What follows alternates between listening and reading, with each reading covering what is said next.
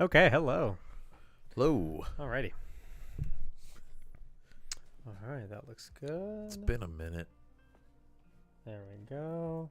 It's a little bright. Sometimes if I turn it Little down, bit. then like afterwards it looks too dark. But If you put it to like 75%. no, it's not that. Oh. Like one tick. That looks fine. That's good.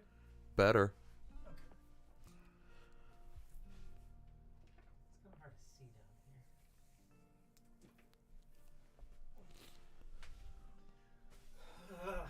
here. That looks way better. Yeah. Yeah. Yeah, would you believe it's hard to see down there in the fucking dark under the desk? Okay. Some light down there. Cool. All right. Yeah, it's been like 2 weeks, right? Yeah.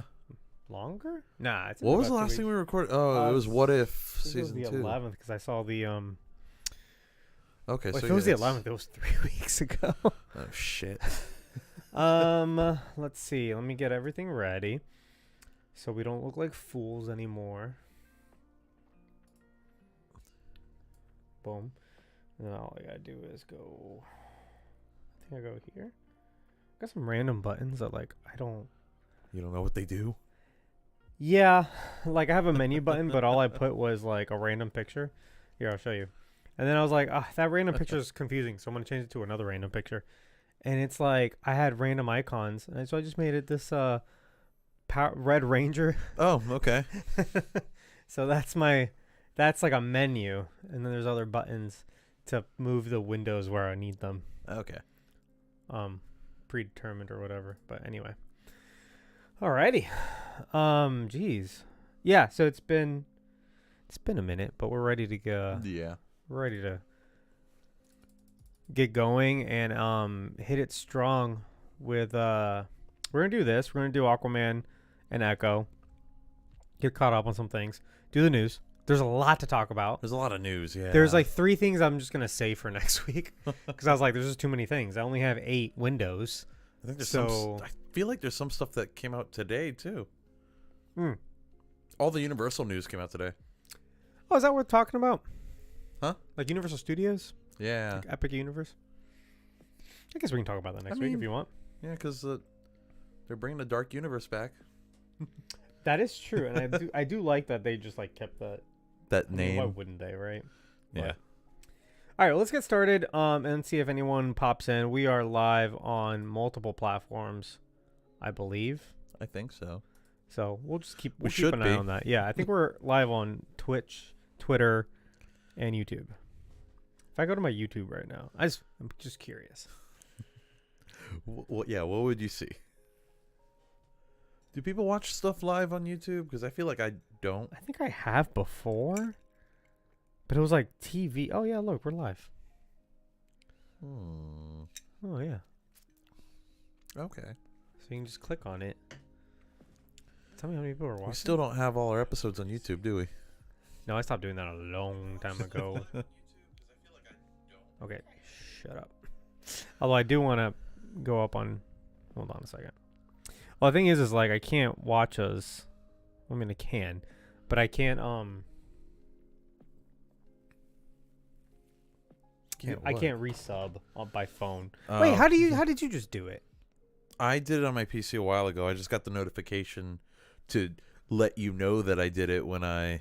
Oh, okay. Yeah. Okay, because I thought you just resubbed right now.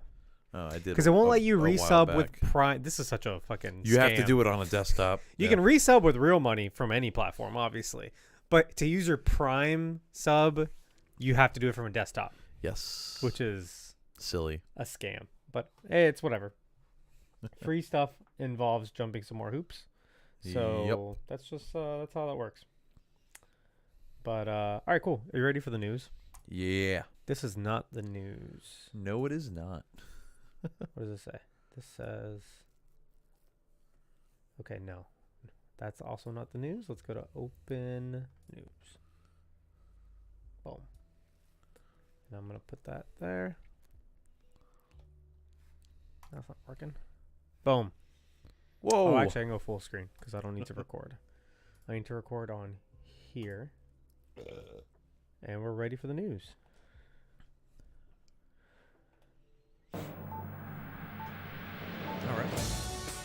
It's playing. It's playing the music.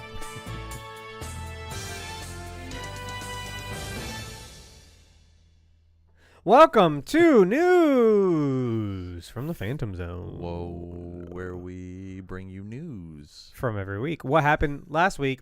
Really, it's been since I think the 11th. So if it were what happened in the last 19-ish days in comic book, movie, news, world, and some other stuff. We thought about talking about the Epic Universe next week. Yeah, because, there's some cool stuff there. Yeah, but we got a lot to talk about. We took a small break. Basically, you didn't do anything, but I was you were featured working. on an episode of Blake's Takes. Oh, okay. Yeah. Or Cool. Film Bros, which Blake's Takes does. It's like his second That thing. didn't really get in our way, though, did it?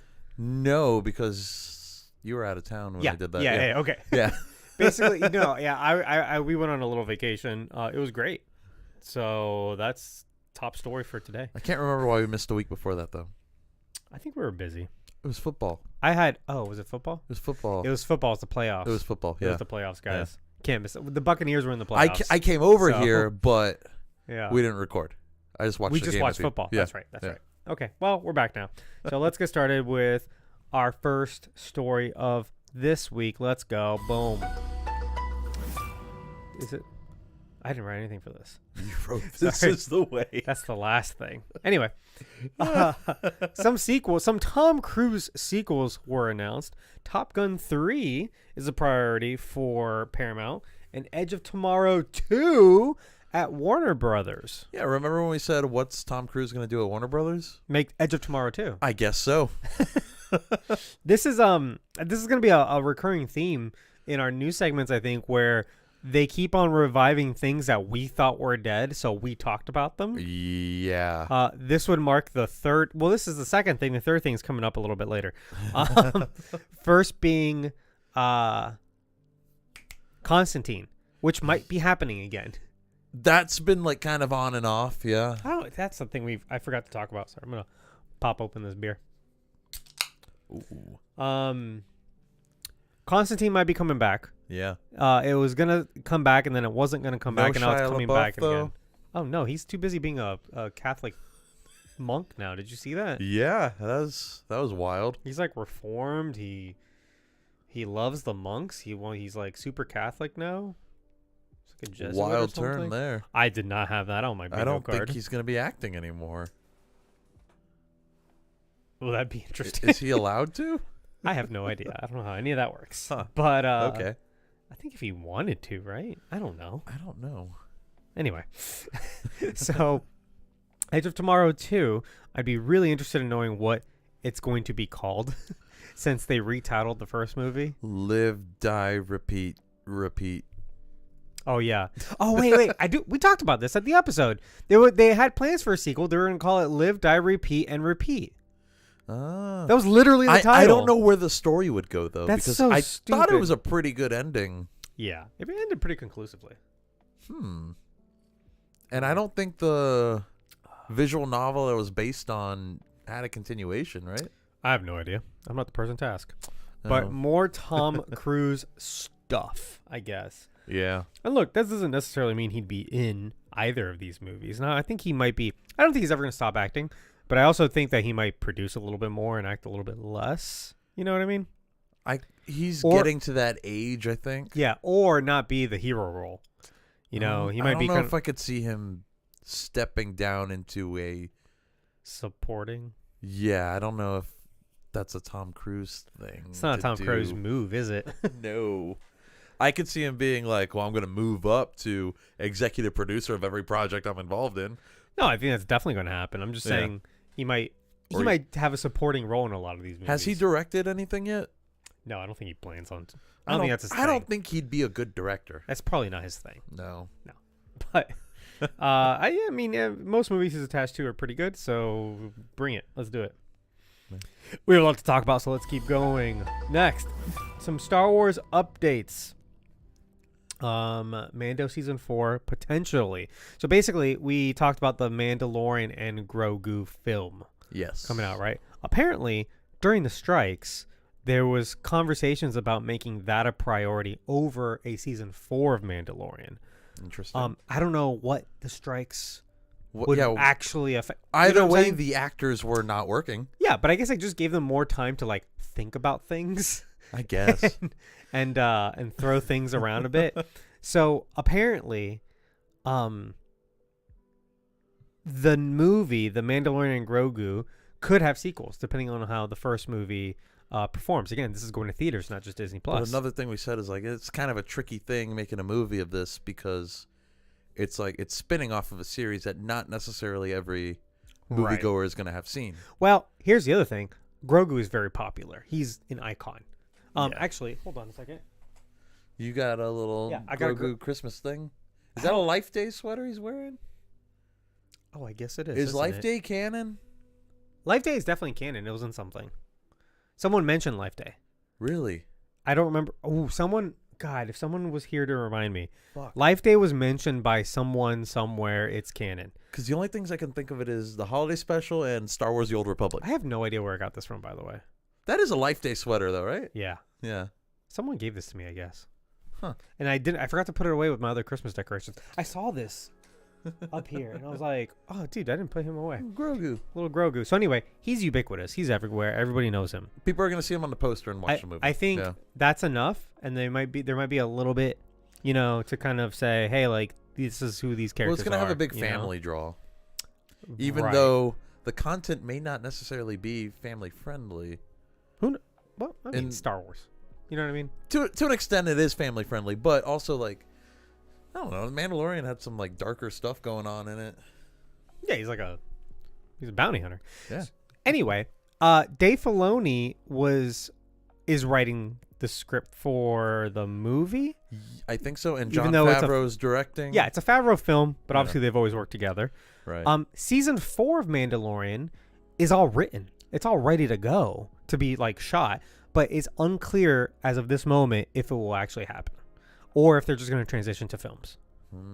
So that's where I'm most interested about. I would love it if they found a way to maybe film them I'd like both. Do both. Why not both? I would love a season 4 of Mandalorian. Plus, that's more steelbooks for you. More what? More steelbooks for you. All the steelbooks. Keep all that going. Yeah. Because we did also talked about whether or not season 4 would be happening. So unclear, but at least we know it exists in some form. Yeah, there's plans. Yeah. Who knows if maybe some of those scripts will kind of like work their way into the movies or subplots or something else. But yeah. We'll see. In other Star Wars news, they announced is a big word. There's a Star Wars What If series in the works. Okay. They can't call it What If, right? No, but it's... Oh, I guess they could, because who's going to sue them? But... Yes. I don't think it'd be a good idea to call it that. No, they'd come up with some other name. Yeah. It's like how they did with Visions. You know what I mean? Just do... Honestly, Visions is kind of like... It's not... Visions is not like What If. It's not What If, but it is already like... Not canon. Right? Right. It's already just like, hey, these... Just stories in the universe that... Not canon, but it's... What if it was? I didn't see Visions. Is this all original characters? Like, it's not like, hey, here's Luke. I don't think Luke is... I think it's all original stuff. Okay, right. I saw a lot of people complaining, like, hey, What If isn't a Star Wars thing? What If has been a Star Wars thing since, like, the 80s. Since the, old Marvel comics. Yeah.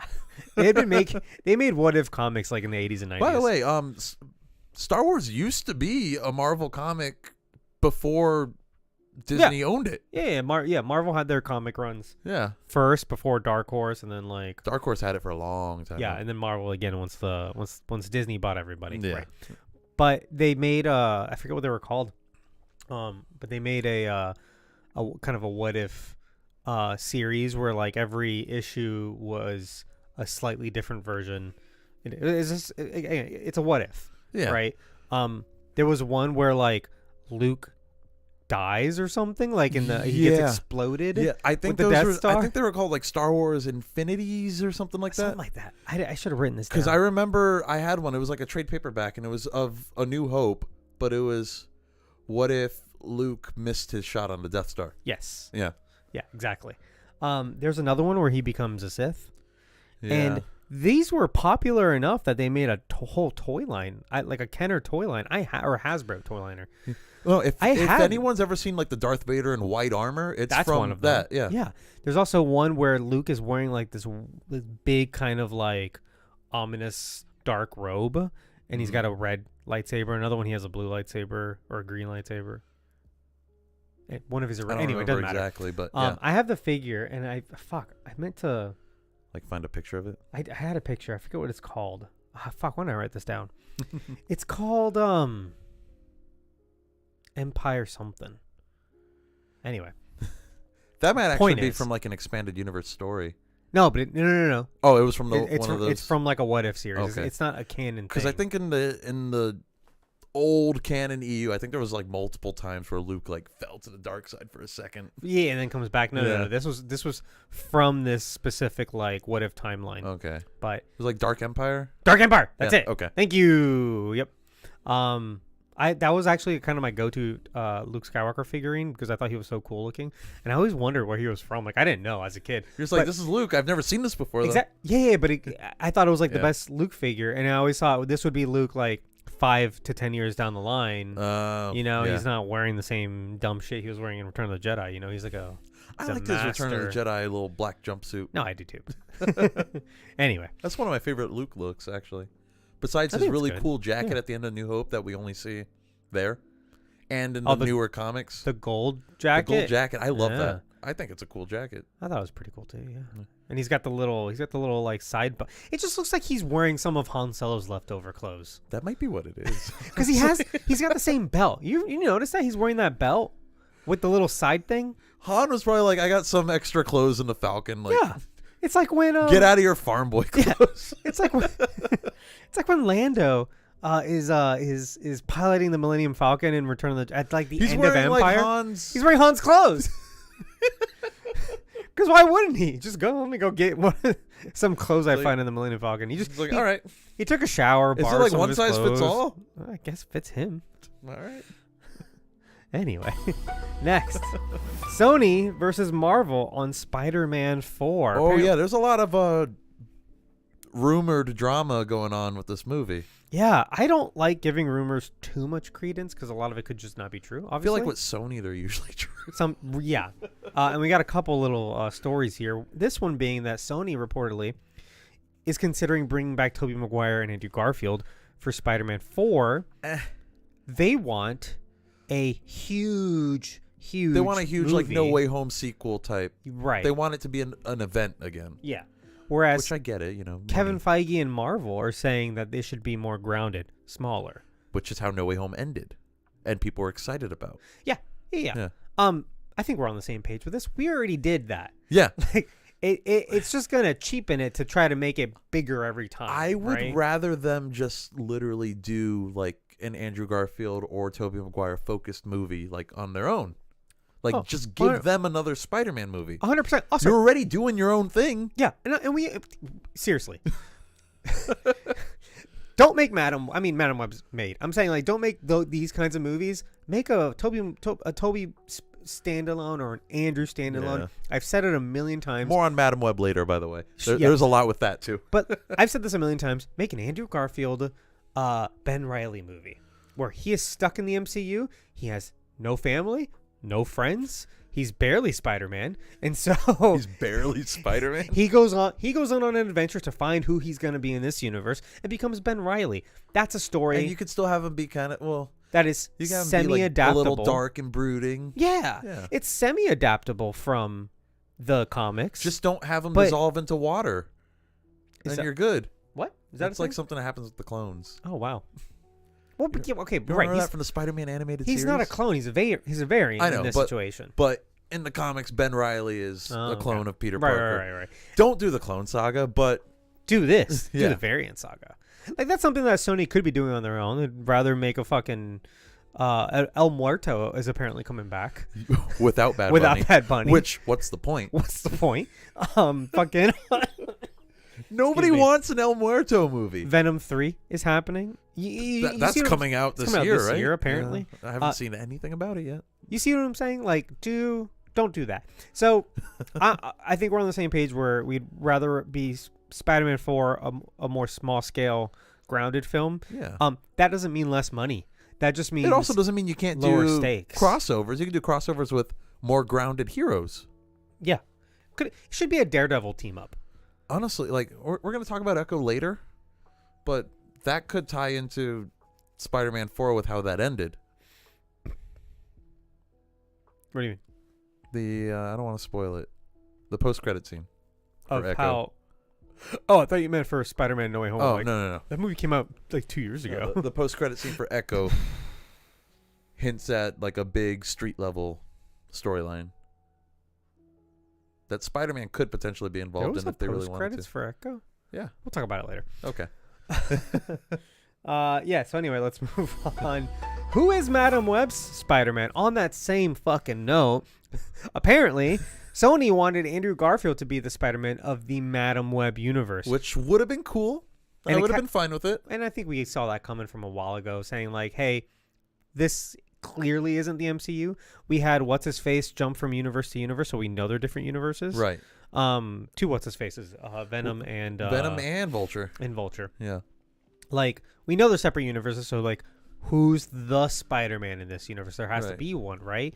Could be an original character, could be a variant, could be someone like, or could literally just be Andrew Garfield's universe, right? Well, I'm thinking it's going to end up being just the one that we see in the trailers, Ezekiel Sims, but Yeah, but he's like a bad guy. yeah, but he is a Spider-Man. Huh, interesting. So, Sony wanted Andrew Garfield, but then later we're like, hey, Tom Holland's more popular, let's do him. But then Then they were like, wait, the timeline doesn't add up. none of the time. So then they worked really hard to like remove references to the wrong year, but then that still didn't work. And so now apparently neither Spider-Man are the Spider-Man in this movie, and all references to Spider-Man or this And references to when what this year- takes place. are being removed from the movie. So that's Sony. Why are you shooting yourself in the foot here? So That's not yeah. looking good for this movie. Looking horrible. Honestly, we won't know until the movie comes out. Again, I don't like to speculate too much. Right. But apparently, according to the trailer, this movie is very much set in the year 2003. From posters and newspaper clippings that are prevalent on screen. Yeah, and apparently, I don't know how true this is, but I guess what's his face's character is supposed to be Ben Parker. Oh, Adam Scott. Yeah, Yeah, he's so supposed to be Ben Parker. Adam Scott. In which case, how could you have a Spider-Man already if Uncle Ben's still alive? Doesn't work. That's also true. Well, that's the thing. It's a timeline thing. Right. So, like, it might have been for a post-credit scene. But the timeline is if Adam Scott, who's, like, in his early 40s, right, is playing Uncle Ben, that works out for a Tom Holland. It does not work out for an Andrew Garfield. No. Whose uncle, played by, what's his face? Oh shit. That actor's, like, in his 80s. Yeah. And at the time, he was in his, like, late 60s. Why can't I remember his name? Martin. Fuck. Dude, I'm not going to be the one to do it. We know that about me. Martin Sheen. Martin Sheen, yes. Charlie Sheen's dad. And Emilio Estevez's dad. Correct. Yeah, he would have to be. So Adam Scott, if Adam Scott's playing that specific character, that specific version of Uncle Ben, This would have to be in like the 70s. Yeah. Like, it would literally have to be in the 70s for it to make sense. Doesn't work. It does make sense. If it's set in 2003, Adam Scott would be about the same age as what's her face is now. The Marissa Aunt Tomei. May. Yeah, Marissa Tomei. Yeah. Because Marissa Tomei is like in her 50s. Yeah. Right? So that adds up. Yes. For Tom Holland. So, But then I guess it's like, we'll well, see. this isn't the MCU though. So. Or is it? Or is it? We don't know. We don't know. Is Sony allowed to make a movie in the MCU? I don't think so. I think after what's her name? The Because remember they tried to force CEO. Venom into the MCU, and yeah. and then the MCU was like, bye, Right. but we'll keep the symbiote here just in case. Yeah, just in case. Yeah. But when I guess that is how that happened. When the Sony CEO, what's her fucking name? Anyway. I don't remember. I don't know why I do this if I'm so bad with names. When she did her interviews, Amy Pascal. When she was doing her interviews alongside with Kevin Feige She kept for spoiling Homecoming. the movie. Yeah, but she also like kept on implying that like all of her movies are set in the same universe as And the Kevin MCU. Feige He was was like, like- no, they're not. But So- you saw his faces. He was like, "What are you talking about?" I don't think on their own they're allowed to make MCU movies. So I don't know. Who knows? This is gonna be a mess. It's also I thought was really funny was yesterday I was just hanging out with Sable. We were at Target, and she goes, "Hey, when's that movie Madam Web coming out?" And I was like, "What the fuck did you Does just she say want to to me?" watch it? Yeah, I guess so. Huh. I was just like, You know who else was interested in the movie when we saw the trailer? Summer. Oh my god!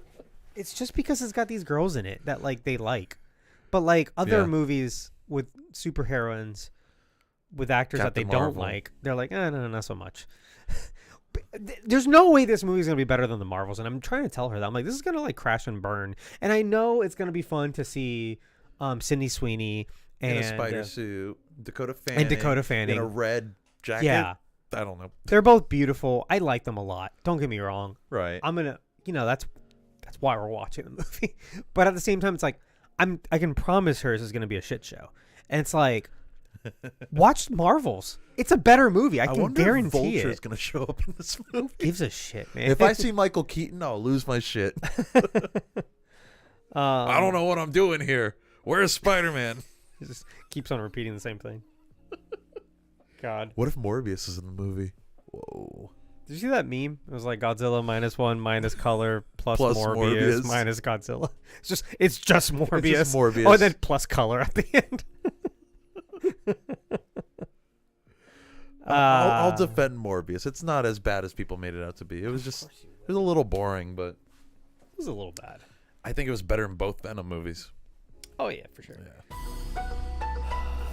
She-Hulk season 2's status unclear. That's unfortunate. It is very unfortunate.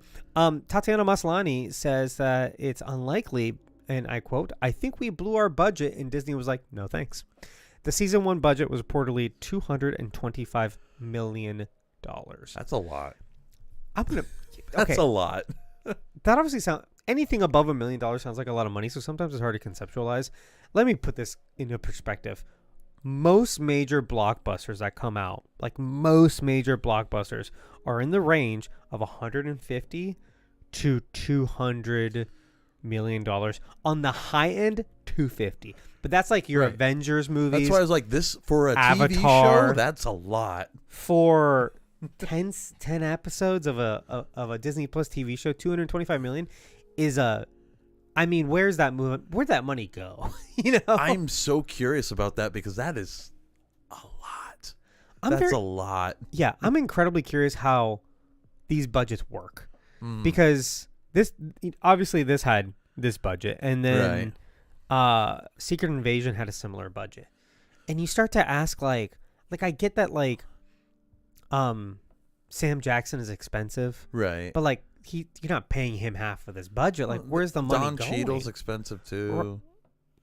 Like, did they film everything 5 times and just kept on throwing it out and be like, we're gonna start from scratch all over again? Maybe actually. Well, that's the thing Yeah. is like That's possible. At what point do you stop and go, let's stop like literally throwing money away and make something that's profitable? What was the budget for Moon Knight? Just out of curiosity, like Moon Knight, like Werewolf by Night, those like I have no more idea. out there. I don't know. The budgets for TV shows aren't always like public knowledge. True. However, the budget for Echo, which I didn't write down, It broke a record for like lowest budget Disney Yeah, Plus show or something. it It was was like like 80 million. yeah, it was under 100. It was Yeah. like $50 million or something. And in my head, I'm like, that seems to make sense. Well, Like- most of it was in a small town. Yeah, but it's. I'm sorry, but like She-Hulk was like, dude, like it's special effects heavy, and I get that, but like it can't be that bad, Not like. I'm curious also where all that money went. Like that seems more expensive than like House of the Dragon. I don't know how much House of the Dragon was, but I don't know, dude. I feel like it's just like I mean, I know House of the Dragon was also expensive, but I don't know how high. I'm just something's up here. She-Hulk. Who's laundering money at Yeah, Disney? that's really what's happening. She-Hulk is the show that I feel is the most repeatable. It's the show that you can make 10 seasons of forever, basically. As long as the MCU exists, She-Hulk can always be there and just kind of like see Right. the side characters having their own thing. But it's not their own little sustainable on a cases. budget like that, though. Absolutely not. Yeah. She-Hulk season 2, it would. I mean, I feel like they would greenlight it if they cut that budget in half. If they can figure that out, then I have no doubt that it would happen. Tatiana Maslany's that expensive of an actor, and they had Mark Ruffalo for like what? 2 episodes. Yeah. And like basically as a cameo. Yeah. Yeah. I don't know. So I don't know where the money went. Listen, Marvel, get your accounting in order because I want to see more She-Hulk. Oh, and yeah. there's a lot of things I want to see more of that were fairly popular and well received, but obviously it's not going to make you the kind of money that you need. Give me Moon Knight season 2. Give me news on a Moon Knight season 2. I thought we knew that was coming though. Didn't someone? It hasn't been officially announced. Didn't he spill the beans on that? Kind of, because somebody asked I guess somebody saw the director or the showrunner with Oscar Isaac in Cairo. Right, that's what it was. And they were like, "So is what are Moon y'all Knight doing season here? 2? Like, what are you doing here?" It's like, what else would we be doing in Cairo? Right. Okay. Well, there you go. So it's like they said something, but they didn't. Right. Yeah. Well, here we go. The Polar Express sequel in the works. Fuck. So this is what I was referring to earlier. So many movies that we seem to cover as being like, hey, this movie's failed and forgotten. Let's talk about it. And it's like, oh, we're going to make a sequel. Yeah, where's the Power Ranger sequel? That's what I want to know. Also, we haven't heard about the new Power Rangers movie very much either, have we? Is that still happening? Not lately. I haven't heard anything. Like the reboot? Yeah, all I heard was there was In some sort of canon or reboot happening something. that was going to be in canon with the shows. Nah, don't like that. This infuriates me because we just talked about this movie a few weeks ago, so go check it out. But like, it's bad. Also, fuck the Polar Express, man. It's bad enough because the main takeaway that we had is that it's bad enough that they took this like 15-page picture book and made an hour and 45-minute movie where it's all filler. You know, it's all like these different kind of perils and horrors in between the nice moments. The beginning right? of the movie and the end of the movie are like, great. Yeah, and it's also straight out of the book, right? And everything else sucks. So why would you even stretch that further into a fucking sequel? Like, I don't know why they would do that. About what? Like now he's the adult and his kid goes to on the Polar Express. But we already know he still believes because he hears the bell. He did say that at the end, didn't he? Yeah. So like, I don't fucking know. I don't like it. I hate it. I won't watch it. I will watch it, but we're gonna have to cover it. If we are. We set a precedent. Some Daredevil updates. There's been a lot of Daredevil There's updates, been, actually. I feel like too many Daredevil updates lately, and it seems like everything's leaked. Yeah, let's calm down. I think, especially on set. It's not all bad news though. No, I think it's good news. A lot of it's pretty good news. I think it's pretty good news. Yeah. So Daredevil Born Again will no longer be 18 episodes. It'll be some other number of episodes. They said closer to like what they did on the Netflix run, which was what, 11, 12?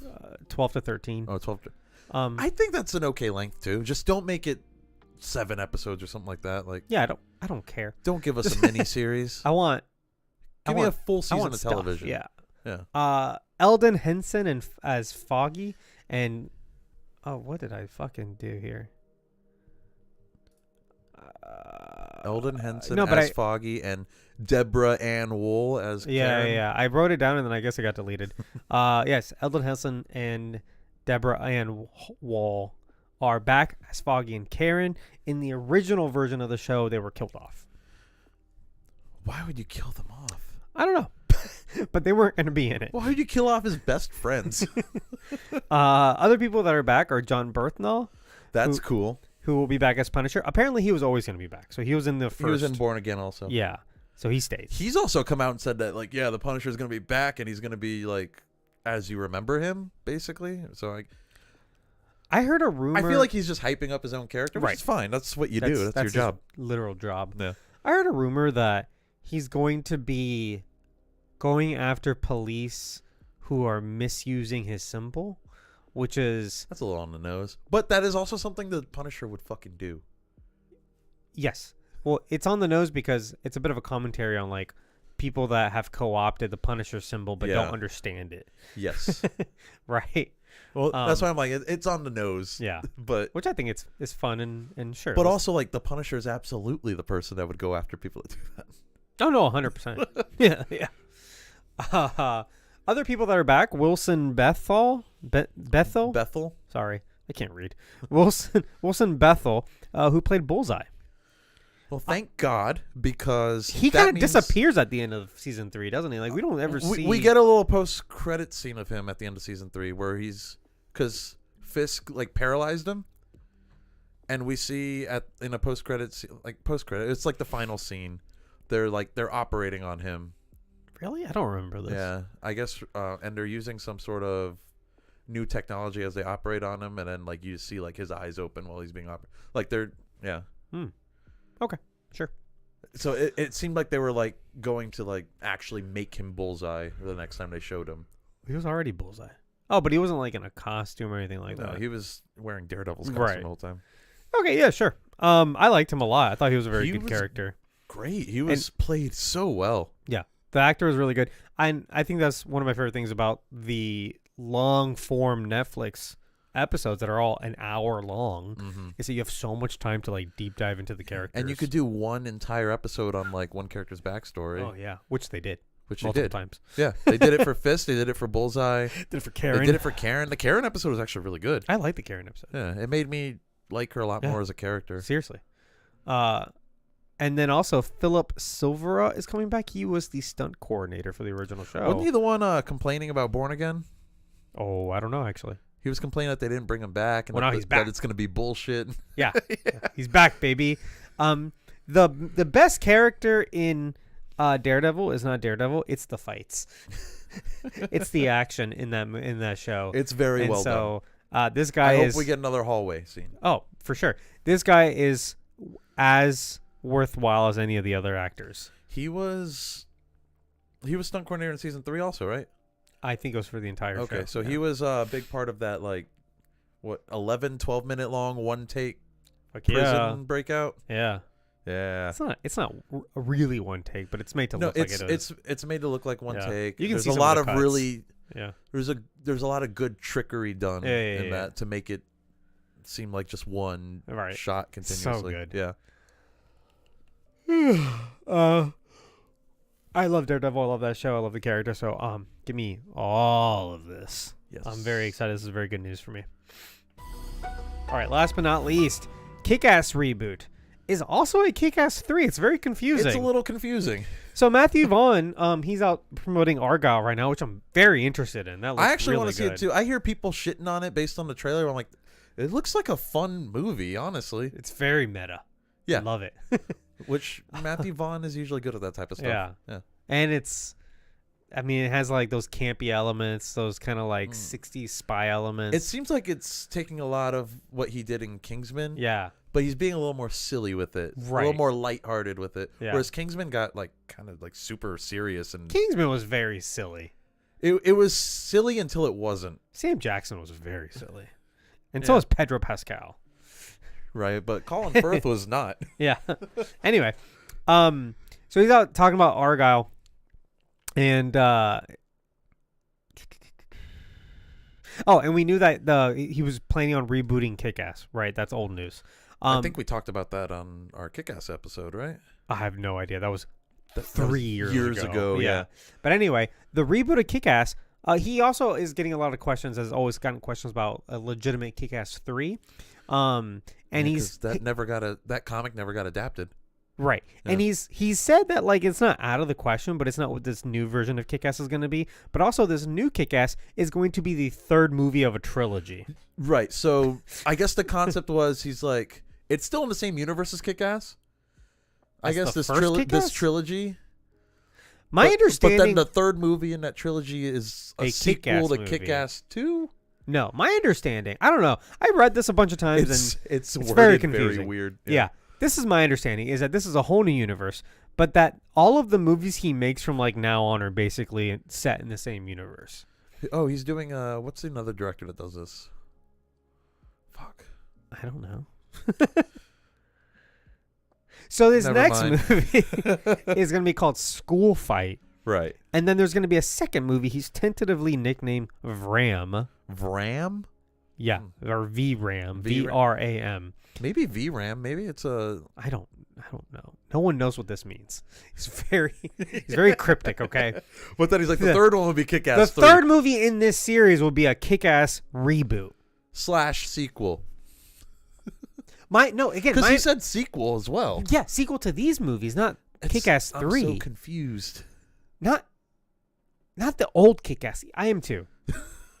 Is Aaron Taylor Johnson coming back? I don't think so. I want to see him in that silly looking armor that he was making at the end of Kick-Ass 2.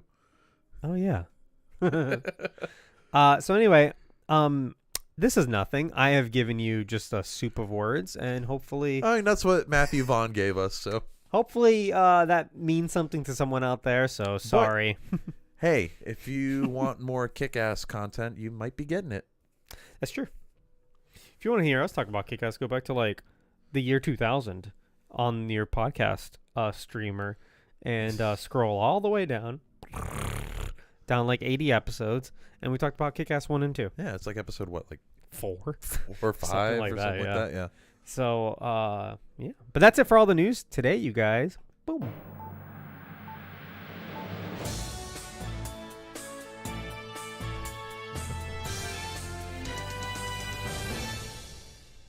All right. That's it for all the news today. Guys, we will be back next week. We're going to be, I don't see us taking any more extended leaves of absence.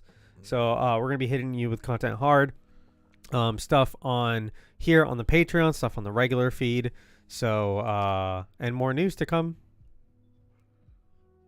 next week. I have to write something down. Because if I don't, I just blank like a fucking deer in the headlights. That was the news.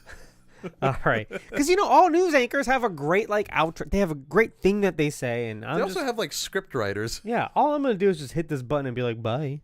Bye. That was a perfect end. Okay. So now. So we're doing Echo first or Aquaman first? I think Echo because. Oh, wait, no. Boop. Because you already have it set up? Because I got this poster set up. Okay. So you want to do that now, then we take a break? We can do Echo, take a break, then Aquaman? Yeah, let's do that. And we're doing the whole series. I mean, Echo is just basically a long movie anyway. So, yes. Yeah. It'll almost be like a Films from PZ episode. Yeah, pretty much. God, except it's been like a month since I've watched it. I remember most of it.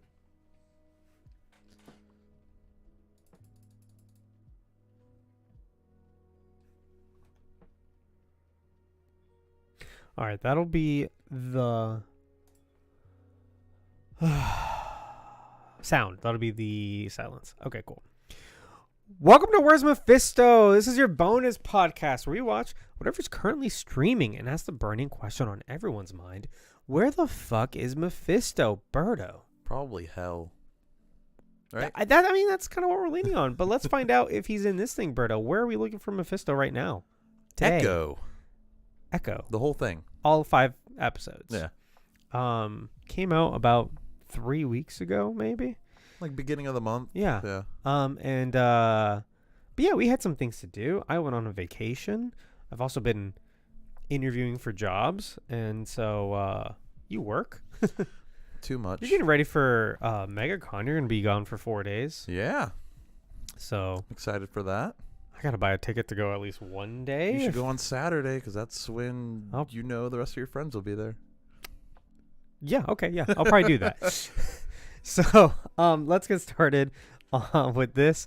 Obviously, if you're here, you know who we are. My name's Ronaldo. That's Birdo. And you know what we do.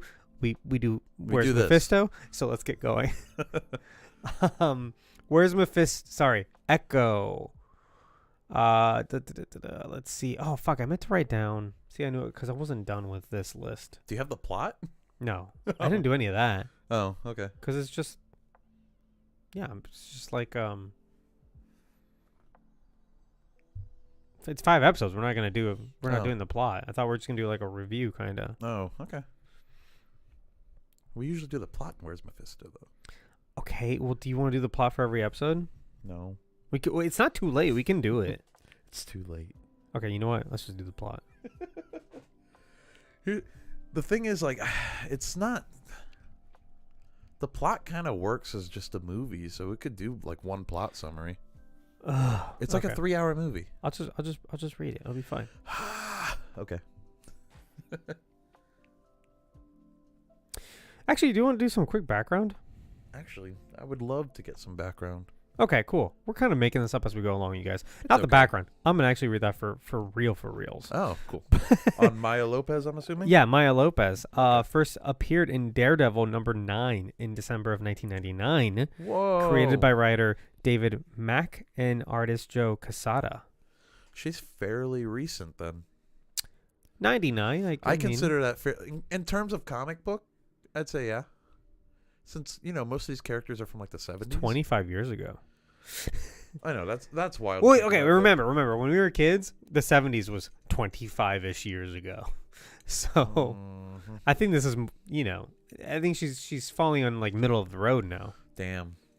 I guess she's a classic character. Yeah. She first appeared as, guess what her first like title was, basically.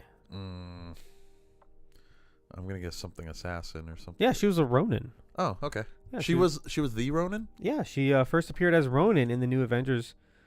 Oh wait, no, what am I reading?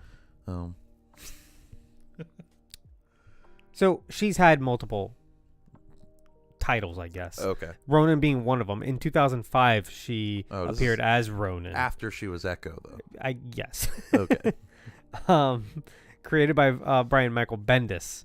The Ronin identity was an attempt by Bendis to create a mystery after the apparently male character was depicted on several comic book covers, including the issues of New Avengers and The Pulse issue. So was she the original Ronin? Was there a Ronin before Fan that? speculation was high, and the most common guess was that Ronin was Matt Murdock. Bendis eventually revealed this to be the original intention, despite initially denying that this was the case. Oh. Why would Matt Murdock know. murder people? I just think that all works out really well. That's probably why they picked her to be the villain for Hawkeye, because it ties into that Ronin storyline. Exactly. Yeah. But her background is that she was a young girl when her father, Willie Crazy Horse Lincoln, was killed by Kingpin. He dies, leaving a bloody handprint on her face and a last dying wish that Kingpin raise Maya well.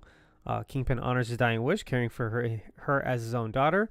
Believed to be mentally disabled, Maya sent to an expensive school for people with learning disabilities. There she manages to completely replicate a song on the piano. Blah, blah, blah. She is subsequently sent to another expensive school for prodigies. From what I understand in the comics, like her power set is very similar to who's the Taskmaster. Like she's able to really? copy people and stuff. They didn't do that with the show, obviously, but no. Her abilities are expert martial arts, acrobat, photographic reflexes. So that's what you're talking about. Yeah. Here's something interesting though. She ends up becoming Phoenix. That Phoenix. I feel like the Phoenix Force just goes inside whoever it feels like. I feel like there's been quite a few Phoenixes, right? Like obviously there's Jean. I guess Echo. There have been a lot of other ones. The Echo one was obviously more recent. So when the Phoenix Force enters her, she becomes Thunderbird. That sounds kind of cool. It does sound kind of cool, doesn't it? Is she deaf in the comics? I assume so. I would assume so too. Here, I'm just gonna look up deaf and see what happens. Oh yeah. One of the few deaf comic characters. Her Echo guys include blah blah blah blah blah. She's a Native American of the Cheyenne Nation and one of the few deaf comic characters. So yes. Okay. Yeah, so all that holds up. Cool.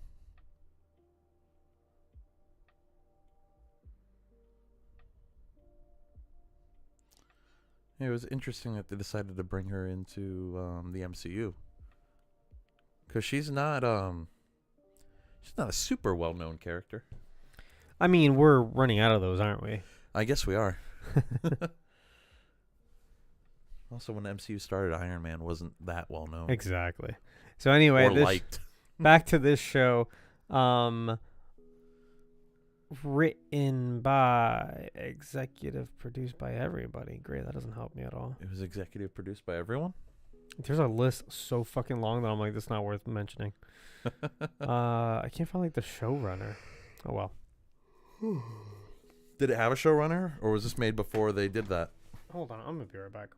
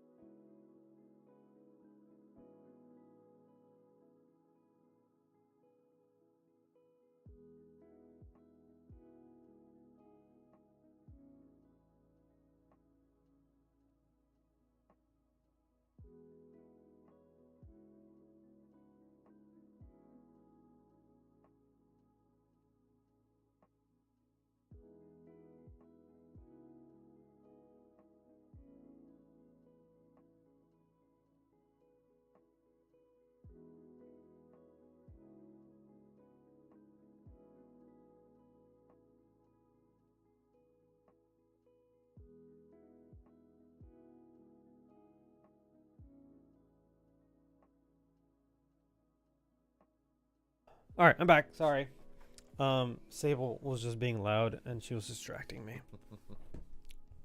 All right, so let's just run down each episode one by one. Then we'll do it real quick. It's only 5 episodes. Yeah, I mean, Because and it totals is like 3 hours of runtime. yeah. Yeah, or maybe like 3.5 hours. But Let me see if I can just find it real quick. Episodes. Okay, cool. Episode 1 titled Shafa. Written by Marion Dare. I think that's how you say her name. And Josh Fieldman and Stephen Paul, Judd, and Ken Christensen. a lot of writers. There's a lot of writers on this. Directed by Sidney Freeland. In a flashback reveals the origins of the Choctaw, with Chafa emerging as a human from under the earth at Nane Waya.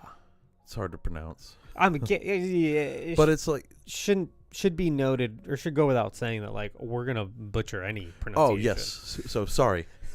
However, what were you about to say? I liked how it showed them like basically coming from clay. I was real creeped out, and I liked it. I like being creeped out. I like being confused. I like things taking risks and chances. Yeah. And so all of these episodes have a vignette at some point in them. Yes. And I like how creative it gets. And it's all relevant to one of her ancestors. Each one. Yeah. Yeah. It took me a while to put together. I didn't piece it together until the end when I was like, oh, okay. She is the spoiler. She's the echo of all of those lives. Of that, of that lineage. Yeah. All those spirits communicate with her. She's kind of like the Avatar. Kind of. Yeah. That's what it kind of reminded me of. Anyway, in 2007, you know what else I was confused about? I was like, oh wait, are these the people from Are these the? Are these Inhumans? No, the Kohori's people. Oh, I thought that at first, and I was like, I don't think they're gonna tie that in. Okay, it's just another magic Native American tribe. This was not the Tesseract that did this. Right. In 2007, Maya Lopez is in a car accident with her mother, Taloa, after criminals cut their car's brakes. After losing both her leg and her mother in the accident, she moves from Tamaha, is that how they said it? Or is it Tamaha? I think it's Tamaha. From Tamaha, Oklahoma to New York City with her father, William, whom Maya's grandmother, Chula, blames for her death of her daughter. William becomes a commander in the tracksuit mafia with her with his employer, Wilson Fisk. While his employer, Wilson Fisk, becomes Maya's adoptive uncle. Years later, Maya witnesses Clem Barton assault the tracksuit mafia and kill William. Fisk arranged for Maya to work under him, promising to find William's killer. During a mission for Fisk, Maya is attacked by Daredevil. In December 2024, Maya encounters Barton, and after learning, Maya encounters Clint Barton, aka Hawkeye. After learning Fisk's arrange. Okay, I see what they're saying now. Here's the thing. It doesn't all fit on one thing, so I'm like scrolling. Oh, okay. Yeah. And learning Fisk, after learning Fisk arranged William's death by tipping off Clint Barton, avenges her father by shooting Fisk in the eye.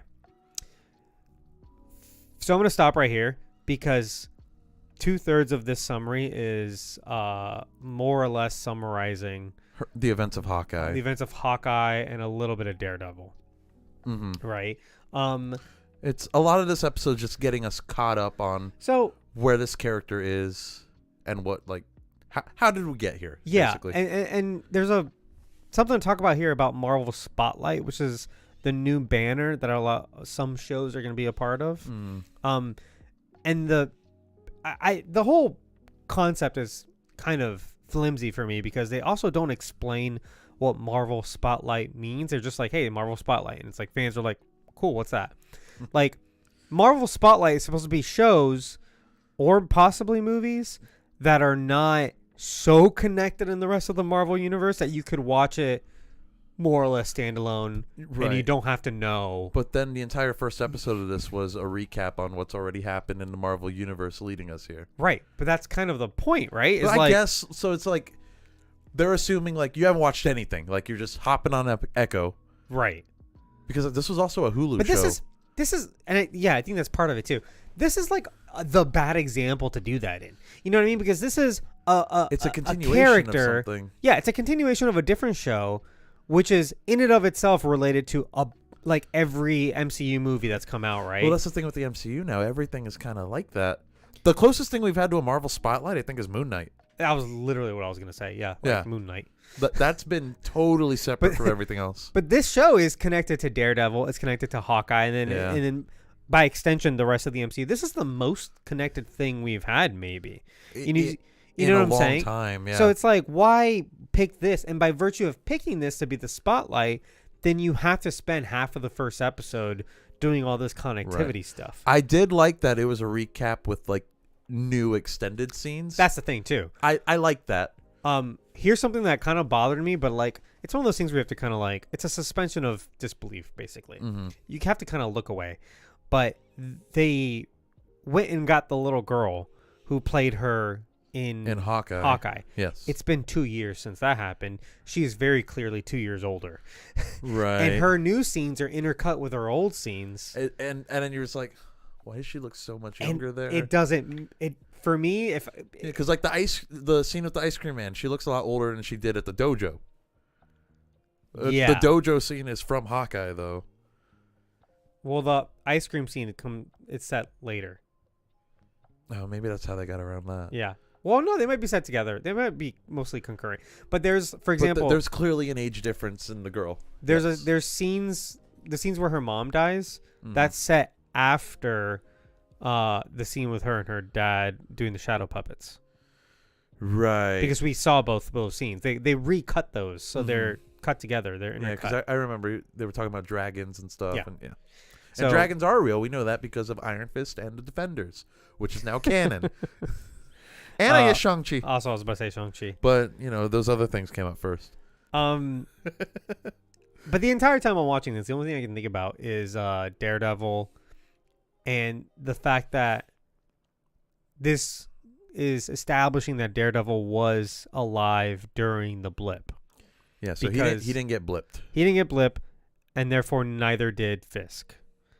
Right. And so there was a lot of like speculation that made me like Fisk gain power during the blip. I mean, it was probably very easy to do. Right. In the absence of Daredevil, but Daredevil was there. And so like I want to know why Daredevil allowed this to happen, basically. Well, I mean, how is he going to stop him? I don't know. He had him like dead to rights at Daredevil season 3. Right. And then their agreement hinged on nothing happening to Vanessa. If Vanessa got blipped. Oh, okay. They should do that. Oh, I wonder if they're If going she to got blipped, Fisk probably fucking lost it. Yeah. Deal's off. Deal's off. I'm building an empire. Wow. Oh my God. That'd be great. Oh, hey, Philly. Hey, Philly. I can see Vanessa being blipped. Okay. So the proof here is that the Maya's dad doesn't die until Clint as Ronin kills him, which is during the blip. Yeah. And then during this time period, or like immediately afterwards, she's fighting Daredevil. Yeah, it's probably a couple months afterwards, but it's within. It was before Hawkeye. Exactly. Yeah. Exactly. So there you go. The proof is in the blipping. Thank you, Philly. That's what we need to hear for that. Anyway, 5 months later, Maya returns to Tamaha and meets with her cousin Biscuits and her uncle Henry. She convinces them not to let anyone know of her presence. Maya asks Henry for help to dismantle Fisk's operations and so she can take over his empire, but he refuses, not wanting to endanger his family. Elsewhere, Fisk, who had survived, recovers from his injury in a hospital.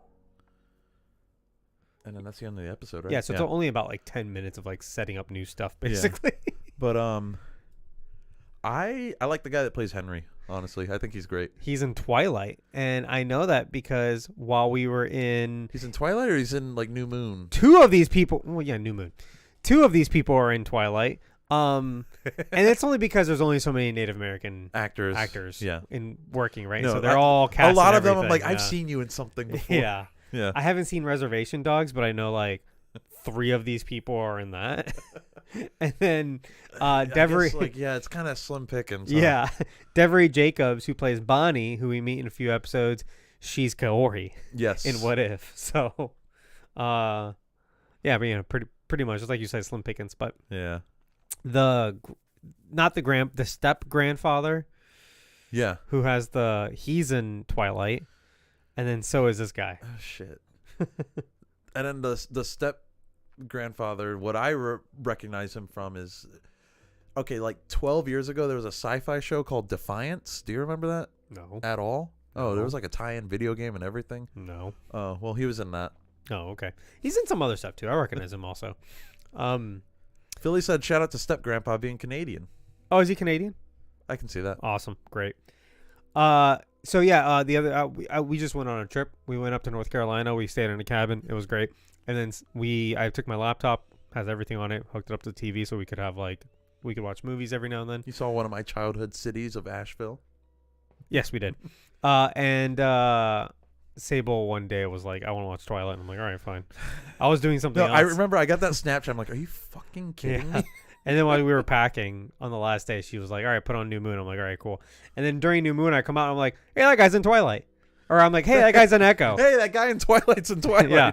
No, he's in Echo. And then I'm like, oh, this other guy's in Echo. I'm like, oh, these guys are in Echo because the fucking Twilight. All the werewolves are. They're all like Native American. They Yeah. hired all the same actors. So, anyway, episode 2 is called Lowak. This is, oh my god, the fucking What? the bylines on this is insane. 1, 2, 3, 4, 5, 6, 7. Holy shit. There's like 7 people. I wonder if they're like just crediting people that had like I that don't. were just kind of like, what's the word? Maybe Like different. consultants. Maybe, I don't know. It's too long. I'm not gonna read them all. Let's get started. In a flashback. So this is the vignette. In a flashback to Alabama in 1200 A.D. 1200 AD. Should be noted. That's not Alabama, then, is it? In what became Alabama. Right. Lowak is participating in a game of Choctaw stickball against. So I looked this up. It's a game that they still play today. I feel like I learned about this in school, like when I was a kid. Oh, did you? Yeah. Because the game seemed familiar to me, and I don't know why. it's a game that seems like it needs a lot more strategy because everybody running towards the one thing is not working for them. I mean, it was 1200 AD. Sorry, I'm just gonna fix your camera. They didn't know what rules were yet. They had rules and they could have come up with more strategy, I think. Anyway, stickball against another tribe. When Lowak's team is close to winning, the opposing side sends out a formidable warrior who helps to even out the score. Seems like they're bending the rules here. What rules? Lowak is desperate to avoid exile for her team if they should lose and receives a vision during an intense melee. With her hands glowing, Lowak breaks out of the melee with the ball and secures victory for her tribe. So she has special powers. But also, like, I guess the stakes are really high for this game. Yeah, it was a bit intense. This is another thing that happened during my trip. I did a road trip up to North Carolina, right? Mhm. And so driving up, it was an 8-hour trip that lasted about 10 and a half hours because we stopped a few times. Yeah, you guys are very leisurely when you travel. Yeah, that's the way you should travel. You shouldn't be stressed out trying to like Get somewhere. go as fast as possible. And also like we took a wrong turn. That's a whole story. You went And to the wrong state. We did go. No. We were always going to go through that state. Oh, okay. We just made a slight detour. You stopped in the wrong state. We stopped in the wrong part of that state. It doesn't matter. It's all Apple's fault. They fucked us real hard. Anyway, so we got there. But during that whole drive, I'm just driving because you think a lot when you're driving, And I'm looking at the fucking mountains in like North Carolina, and how like, the fuck did people climb these? well, yeah, but like when you cross a mountain and you're high and you see all the valleys, you start to realize like how big this country is. Oh yeah. Like the United States is enormous, and it blows my mind that like we had to fight for land. There's just so much of it. Like I find that hard to believe that we couldn't figure it out. You know what I mean? We couldn't just have our own little area. section. Like you Yeah. go over there, I stay over here. You know what I'm saying? But like, I know we need to conquer. yeah, that's like the colonizers like conquered. Like I don't know. Like go. Conquistadors. That's what they do. Oh no, I'm not talking about them. I'm talking about like, well, yeah, them too. Like but the like Jamestown bitches. But yeah, because I'm in North Carolina, I'm in this area that like saw this stuff. yeah. Of like pushing the indigenous out to Oklahoma, and then the Trail of Tears. That was like, hey, how about instead of all of these little pockets of land, how about you all fuck off and we give you Oklahoma instead? I don't care that it's thousands of miles away. Like I find it so hard to believe, but maybe it's because I'm a reasonable fucking also, human. like, especially back then, That's too. There weren't that many humans The around. world population has doubled. If you don't know this, the world population has doubled since the 1970s. Okay, and we're talking about the 15 and 1600s to the 1800s, right? Like the population was so much smaller Also, back people then. were dying like at age 20. Yeah, and you're telling me you couldn't find space for everybody? Like it blows my brain. And so even watching this where it's like these two tribes are fighting for like this land, I'm like, there's no, y'all fit, bro. Like what are we doing? Well, they were here first though. No, I'm talking about these two tribes. Oh, I know, but it's like that tribe was there Well, first. okay, so right. Hey, get the fuck out of here. Yeah, how about you fuck off? But I kind of like it here. What are you gonna do about it, punk? What the fuck are their classes? Hero representation. What's the question? I'm confused. Their classes, like in an RPG, or like school classes, Does he mean like societal or a class system? ranks? Anyway, so that was the. Otherwise, I thought. That was supposed to be a text. Wow. Anyway. Wow. Anyway, so for that vignette, otherwise, I thought it was fun because it's like we don't see a lot of sports, and okay. I don't know. It's a fun kind of little. It's a fun little scene. Yeah. Again, it's creative. It's creative to do these little vignettes. I really enjoy them. Maya enlists Biscuit's help in a hijacking for a cargo train guarded by Fisk's men. She locates a munitions container and plants a homemade bomb inside one of the crates. As she attempts to get off, her prosthetic leg becomes stuck. She receives visions of her ancestors and manages to push the coupling off to free her leg after her hands begin to glow. So, like, this is like the first hint of, like, her powers and stuff. Yeah, so after I saw this, because I'm stupid, I was like, oh, I guess those are her superpowers. No. The fucking it was Lowak is giving her that power to help her. Yeah. They're connected.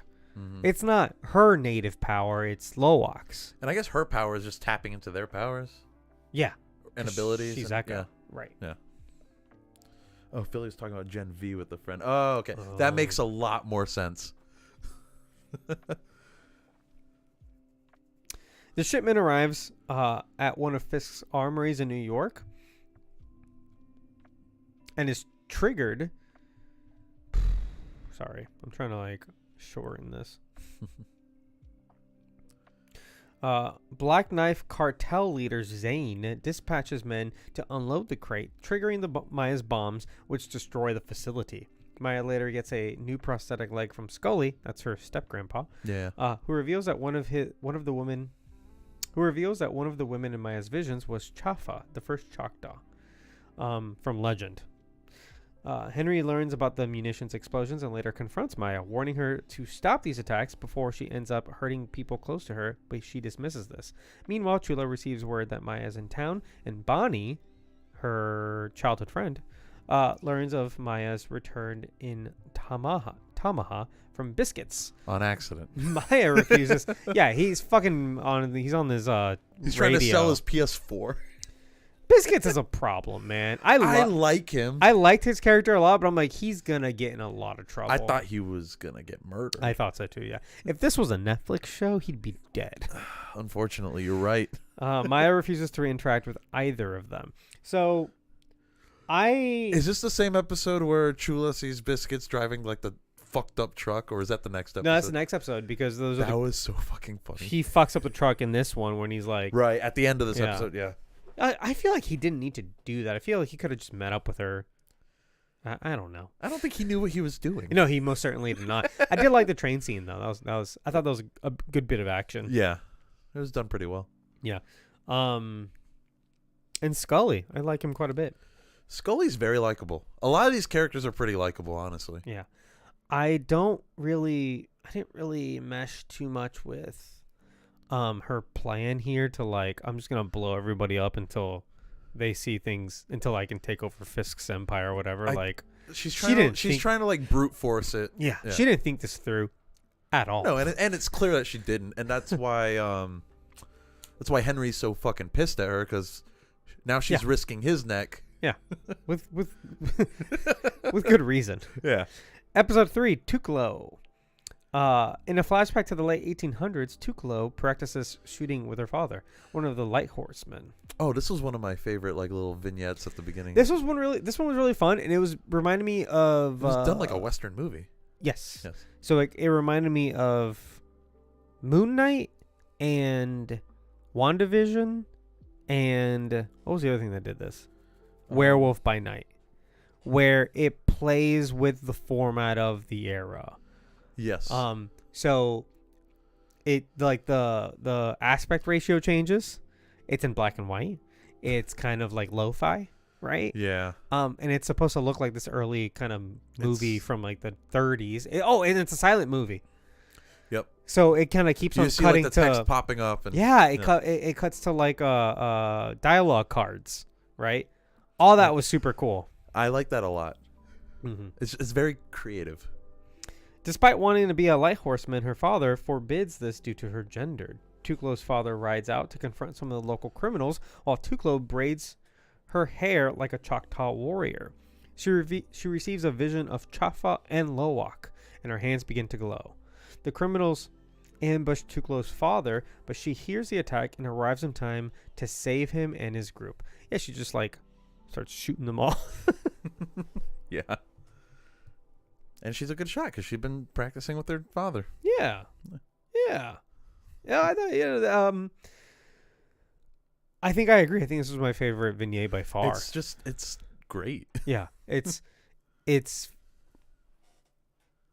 I mean, it's just nice that like the creatives can kind of take this liberty to do this, because it's very confusing for a minute and then it all kind of pays off at the end, you know. But I feel like sometimes producers and maybe like studio execs don't want to allow the audience to get this uncomfortable and like have to wonder, what is this that I'm watching? They assume that the audience wants to be spoon-fed. Yeah. And so I'm glad that, you know, they're allowed to kind of do this more challenging. I like piecing things together myself. I mean, yeah, I like to be challenged. It makes me feel like I'm a smarter person than I actually am. Berto, come on now. All right, so in the main episode, Scully is visited by Chula, who encourages her to reach out to Maya. So they are broken up now, but I guess they were a couple back in the day. Yeah, I'm guessing after her daughter died, they probably split. Yeah. Doesn't stop them from flirting though. No, and they're flirts, honestly, man. It's a lot. It's hot and heavy in there. Maya receives a sudden vision of Chafa, Lowak, and Tuklo. I like that each one is receiving a vision. It's like a chain of visions. It is like the Avatar. Yeah. We're each kind of getting you talk to each of the ones before one. you. Yeah. Maya receives a sudden vision from Chocolate. I already said the part. And is captured by Henry's employee, Vicky. These two bitches were the fucking worst. You know, the guy that played Vicky was in Agents of S.H.I.E.L.D. Oh, was he? Yeah. Not the same character, was it? No. I was about to say. But he did play a bad guy in Agents of S.H.I.E.L.D. as well. Sorry, I'm getting Vicky because Vicky, I'm assuming is a woman's name. It's the guy. Yeah, Vicky's the guy. Vicky's the guy. I'm confusing him with the two girls, like his girlfriend and friend. They suck. They're the fucking worst. They're like exactly the annoying people you'd find in a small town in Oklahoma. Sorry if we have any friends that live in a small town in Oklahoma. No, fuck everybody from small towns. I come from a small town very similar to this. It's not in Oklahoma, it's in Florida, but it's just so white trash. And I've met so many people. I know. I lived in Land O'Lakes used to be a small town. I know so many people just like these two bitches. Okay. No, I've met a lot of people Get like that too. Fucked. Anyway, a lot of that's also just part of just being in the South. Yeah, that's honestly, too, I guess, you see a lot of it. Vicky is revealed to be in allegiance with Fisk, having tipped off the organization to Maya's location. He holds both Maya and Henry hostage at Henry's bowling alley and captures Bonnie. And so Bonnie's also like an EMT. Bowling alley? She's a firefighter. No, EMT. Skating rink. This is bowling alley here. It is a skating rink. God damn it, Wikipedia. It wasn't like a combo bowling alley skating rink. I don't remember seeing bowling lanes, but maybe. No, it was a skating There's rink. no way that building's big enough to have a skating rink and a bowling alley. No, it's just a skating rink. This is wrong. So he holds both Maya and Henry hostage at Henry's skating rink and captures Bonnie after she shows up to visit Henry. Zane arrives. Zane is insane. I kind of like this character. I like him, but I also hate him. Yeah, it's intentional. Zane arrives for Maya and betrays and kills Vicky. And that's the other thing too. Yeah, that was kind of a brutal end for him. I like that Henry's like, hey, like like these people aren't gonna play fair. Like, and Vicky's like, I think I'll get my money. I they think I'm don't good. Respect you, and if you fuck up, they're gonna just kill you. Yeah. Zane arrives for Maya and betrays and kills Vicky. After a confrontation with Bonnie over her absence, Maya escapes and attacks Zane's enforcers, the two bitches. And this is where we hear Dragula by Rob Zombie playing during this That fight. It was so good. It was really well done. Zane threatens Bonnie and Henry and holds Maya at gunpoint as he prepares to shoot her and Henry. After receiving a phone call, Zane and his men leave. Maya sends Bonnie away, promising to reconcile with her later. Maya learns from Henry that Fisk is still alive, and Henry promises to help her. Scully gives Maya a new look for her prosthetic. On her way out of town, Maya returns home and is confronted by Fisk. Yeah, the action in this scene, in this episode, I think this was some of my favorite action. Like, as Yeah. much as I love the Daredevil fight in the first episode, because that was just good choreography, and it was fun, great to see Yeah. Matt Murdock again. Oh, 100%. But no, like this was so good. Like, just fun to watch, fun to listen to. The Ski balls, that was great. Oh yeah, Just throwing all the ski balls around. those things are fucking solid too. I know. I've been hit by one. Have you? They seem like light wood, actually. They don't seem that hard. Some ski balls are pretty fucking solid. Philly says disorientating the henchman with the darkness and loud music was very cool and very smart. I love that whole scene. Yeah. Yeah. Yeah, especially since like the music's not going to affect her at all. Right. I wonder if that just happened to be the song that was queued up, or did she pick that? I don't think she had time. She just hit play. Yeah. Who's playing Rob Zombie in a skating rink? Well, it's also like I mean, I wouldn't be surprised by anything. It's like they're stuck in the 90s. The That's skating true. rink, like they haven't changed anything. Nothing's been updated. Yeah. Yeah, everything's very old. And Henry says that's by design. Like that's what people want. Nostalgia. Yeah. Hell yeah. I see it, and it made me want to go to a skating rink. I said it in the Discord. I'm like, I kind of want to go I skating. think there's one. There's one down the street. Yeah. Yeah. I don't think it's very good, I mean, but maybe that's exactly what we need. maybe it is. Just kind of like a shitty little skating rink. Let's go. Maybe like a shitty little arcade. That'd be fun. Just kind of. Let's go to Chuck E. Cheese. They don't let us into Chuck E. Cheese, Berto. We need children. They sell beer there. They do actually. Can I go in there and get a beer? No, Or would that be weird? you need a child. Fuck. You will get put on a list. I learned that when I think you can just order pizza from there though. And just my pick it up. Zach the Fat Man. my brother, when it was like his 10th birthday or something, was at Chuck E. Cheese, and it was like my only time I've ever been in one, because it wasn't a thing when I was a kid, at least not near me. And so like we were there, and I'm like, all right, yeah, whatever. Like pizza, the pizza's actually pretty good, but they had like beer on The pizza is actually pretty good at Chuck E. Cheese. It's pretty good, and they had beer on tap, and I'm like, what the fuck? And they had like an IPA, and I'm like, this is really good. And I was just like, I'm gonna have like 4 of these. And play like skee ball. Like, this is great. But you need a kid with you. You need a kid, okay? You can't just go in there. They don't let you. All right, we need to go one day. We can't go to Chuck E. Cheese, bro. No. There's a place in Florida somewhat near us. There's a couple of them actually. Arcade Monsters. We should go. Where's that? I'm not going to say it on live internet. You can look up where Arcade Monsters There's is. 2 of them. All right, so there's one in Oviedo and there's one on iDrive. Okay. We'll go to the one in Oviedo. That seems smaller. iDrive stressful. iDrive sucks. It's very Fuck iDrive. I mean, it's all right. We're going to be right at iDrive during fucking MegaCon, but whatever.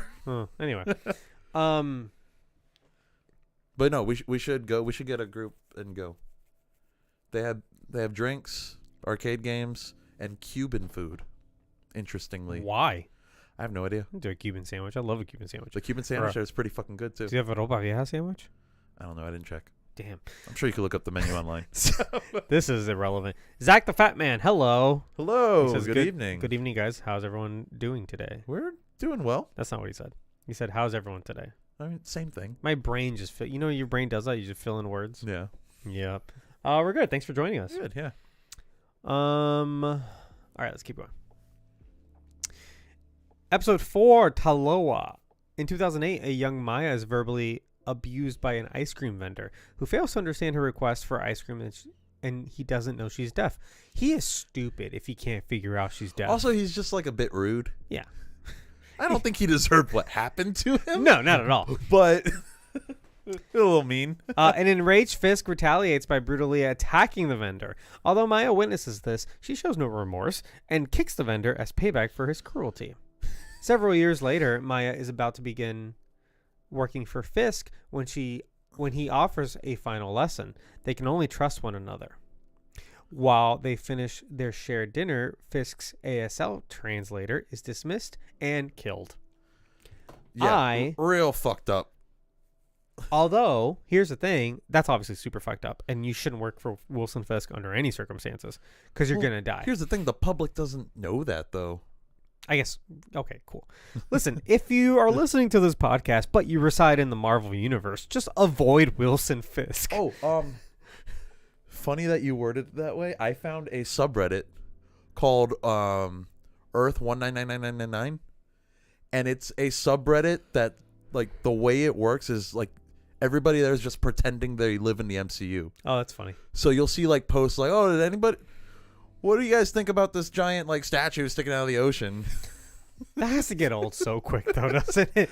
I mean, just scrolling through it though, I'm like, some of this is actually kind of funny, and some of it's like, okay, I was alive during the blip, ask me anything, or I was blipped, ask me anything. oh well, I feel like after like 15 minutes, that whole shtick would get old. It's kind of funny. I'm gonna check that out though. So it's just called It's r/Earth Earth 19999. Yeah, 5 nines. whatever the hell the designation is. It's 5 nines. I'm pretty sure. Apparently, it's not even a designation anymore. But Right. I'm not calling it 616. Sorry, Feige. Zach is saying MegaCon. Oh fuck. Oh, MegaCon special MegaCon episode. Probably not. probably There's not an episode, but It's not enough to talk about. But I mean, we will. I mean, I'm assuming you're gonna go. I'm hoping you'll go. yeah, I might go. I have to buy a ticket. Yeah. If I go, maybe we can. I don't want to do that though. I was like, oh, we'll record a whole vlog. We'll edit together. It'll be a 10 The minute thing is, we're gonna be with Blake, and you know Blake's gonna do that shit. Oh yeah, I don't want to do that. Just the thought of, dude. The thought of like doing anything like even remotely influencer like grosses me out. Here's the thing. Like it disgusts me to a level like me holding a camera in my face being like, "Hey, I'm here at MegaCon." Like I want to throw up. But here's the thing. We have people that will watch that. I know. it's a real rock and a hard place where I'm like, I'm doing this thing I'm doing this thing, but I hate it. But I hate it. Like I love what I do. Guys, I love this podcast. Don't get me wrong. I'm having an existential crisis here right now. I love this whole thing. But I also kind of hate what we get lumped in with. I hate the world that we're in, I guess. Do you know what I mean? I don't even want to be around anymore. I don't want to be around anymore, is what's really going on. Anyway, Philly says, I assume that ice cream vendor died. Yeah, probably. The only thing I wish they did in the series was address the snap in some way. They kind of do in the first episode, but in this one they don't. I mean, we see stuff that happens during the snap. We don't actually see like the snap right. itself. Yeah. Okay, cool. Okay, Arculus says submit for a media pass. You guys for sure could qualify. Oh, fuck. He's talking about for MegaCon. Right. Also, happy birthday, Arculus. It's his birthday. Oh, wow. Yeah. Hey, thanks for being here and on your Blake's birthday. here too. What the fuck? I know, we're not keeping up with the chat at all. Blake's here. He says, hey, guys. Philly says, that's me. I'm people. That's true. Philly will watch anything we make. Right. I love you. And he's upset that Blake's here. Blake is here. Zach says he wants to go to MegaCon, but like money. Dude, I'm right there with you. And job also. I bought my tickets a long time ago, so by my logic, I'm going for free. He's going to Jacksonville for the Collective Con. What is that? I don't know what Collective Con is. Then he also says he would watch the thing. Blake is actually Summer. That makes a lot of sense. Philly, you have to be nice to Blake now because that's not Blake, that's Summer. And I feel like you'd get along with Summer. Philly says, happy birthday, Arculus. Okay, they're all talking. You're on Blake's computer. Who's on Blake's computer? Okay, cool. Here we go. Okay, happy I'm glad birthday, Summer is here. We love Summer. See, Philly loves Summer. Blake hates Blake. Now, let's... Let it spit. Spit, Philly. Okay, cool. You make me sick. I think this is Blake now. Okay, yeah, clearly. Anyway. All right. We made it back, guys. We caught up. Woo! Hi, everybody. Hello. You know us. You know what we do. If you're here, you know who we are. You know what we're doing. Okay. What were we talking about? Oh, yeah. If you work for Fisk, you're just one day going to walk in a hall and see it covered in plastic. Oh, wow. Are they doing renovations? No. And your fucking brain gets splattered on the wall. They use that a lot in season 3.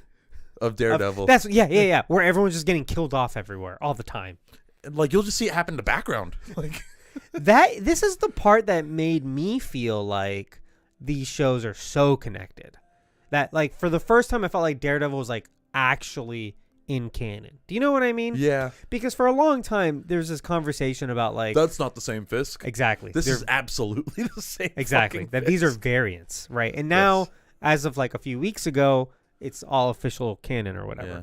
But Oh, we just like, got a sub from Arculus. oh, hey, thank you said for the Gambit sub. is the best superhero. Do you know Gambit's first appearance? No, what is it in? Uncanny X-Men number, what is it, 266? Is this a line from something? He loves Gambit. Oh, okay. I hate Gambit. I think Gambit's cool. Have you seen the scene from the original X-Men show? He's making the gumbo. He's wearing a little chef hat? Yeah. I'm excited for X-Men 97. I am too, because I love that cartoon. Blake, if that is you, you're the worst. Summer, if that's you, you're delightful. I hate Blake. What if Summer just got on her own phone? Yeah, and I'm pretty showed sure up? she also has a Twitch account that she doesn't know how to use. No, she's She used to watch Sable streams all the time. no, she's come on our streams all the time. Yeah, and then she'll be like, "Hey guys, I'm watching TV. Bye." yeah. 266. It is 266. Yep, You're right. 266. Wow. Wow. Okay, anyway, let's get into this episode. Fisk gets Maya an augmented reality contact lens so that they can communicate without an ASL interpreter. This says so much about Fisk. It does. It's such a little thing. He loves her, but he can't bother to learn how to communicate No, with her. but he will pay an absorbent amount of cash to create this technology, right? Bro, just learn ASL. Just learn it. But no, that's work. He's not going to do it. Well, I think he mentions later that he's attempting to learn it, but like clearly he's not putting that much effort He in. learns a little bit. And he's done a little bit, and he did a little bit in Hawkeye, too. I think he knows just like the basics. very basic. Yeah, right? It's like what He knows learned like I ASL. love you and like you and me, and we are the family, same, or whatever yeah. he said. Here's another thing. I find it hard to believe that all of these characters remembered ASL after 20 years of not communicating with the one deaf person in their lives. It's a use it or lose it skill. kind of. And she gets back and they're like, "Oh yeah, we all remember sign language." Right. I'll let it pass because the show will literally not work without it. But and the thing too is like maybe after you do it for a couple of years, like yeah, it's kind of sticks. But But to your point, yeah, this is a great detail about Fisk's character. Yes, and as soon as I saw that that's what he was doing, I'm like, dude, come on. Also, he killed the interpreter, so can't have her back. She could have taught him.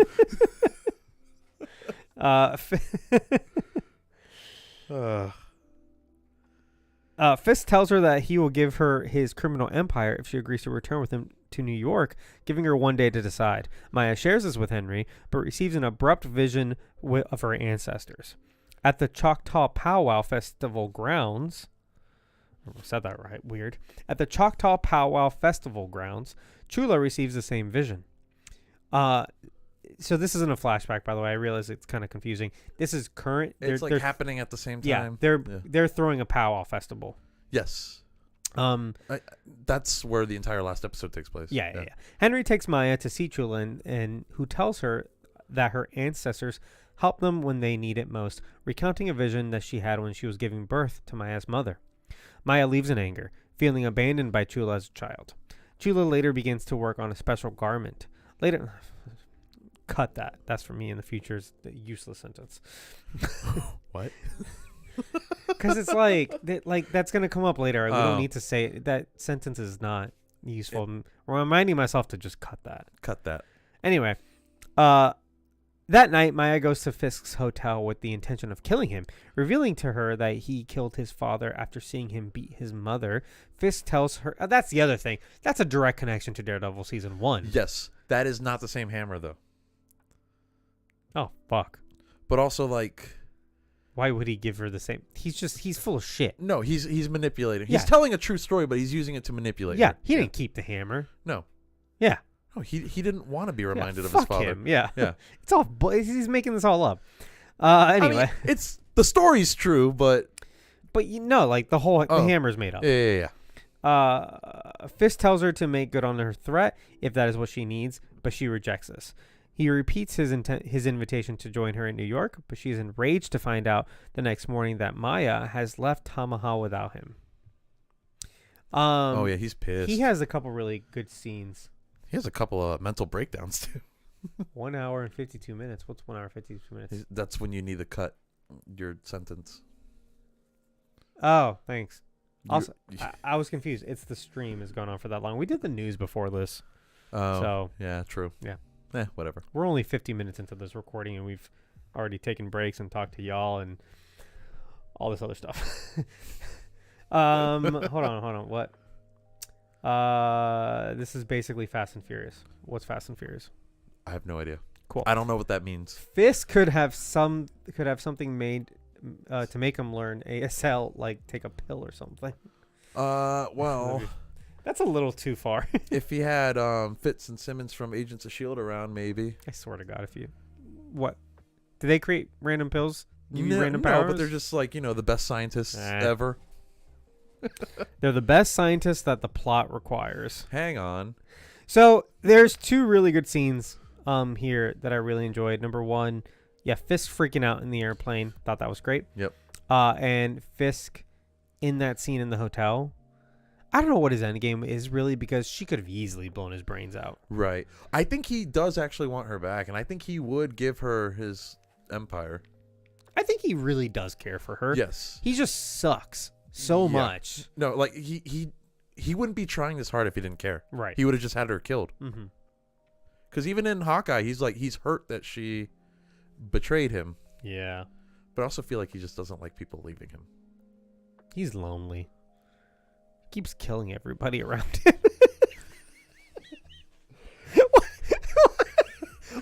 He didn't kill Wesley. He loved Wesley. Why don't I have any friends? It's because you killed them all. I'm thinking of a scene from it was season 3 of Daredevil where he gets bad news, so he gets pissed off and like puts a jacket over the guy sitting next to him, just punches him until he dies. Oh, it was just like a random guy too, wasn't it? Yeah. Like he didn't do anything. No. God damn.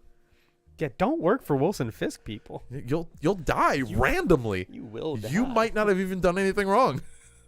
Also, he sent Wesley to do a lot of his dirty work. No wonder he died.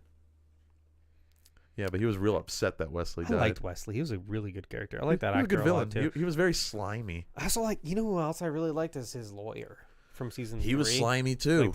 Like Wesley's replacement. Yeah, but don't call him Wesley's replacement to Fisk. Episode 5 called Maya. Biscuits. Sorry. In a flashback to her childhood. Biscuits. In a flashback to her childhood, Maya hits a woodpecker with a slingshot. That was fucked up. I was upset. Up. I was very upset. I was like, fuck this show. Talo'o reprimands Maya for hurting an innocent life, and with her hands glowing, heals the woodpecker. Later, the two release it back to the wild. And so here we get, another descendant that has some sort of power. At this point, though, I still had not pieced it together. Me neither. I'm an idiot. I also watch these like really spread out. I watched like everything but the last 2 episodes like in the first night. And then I watched the last 2 episodes after work. So it's like it was a weird break to where I feel like I just didn't retain everything at first. So I had to slow down for a second and be like, hang on. I watched an entire season of Avatar: The Last Airbender in between these episodes. That's crazy to me.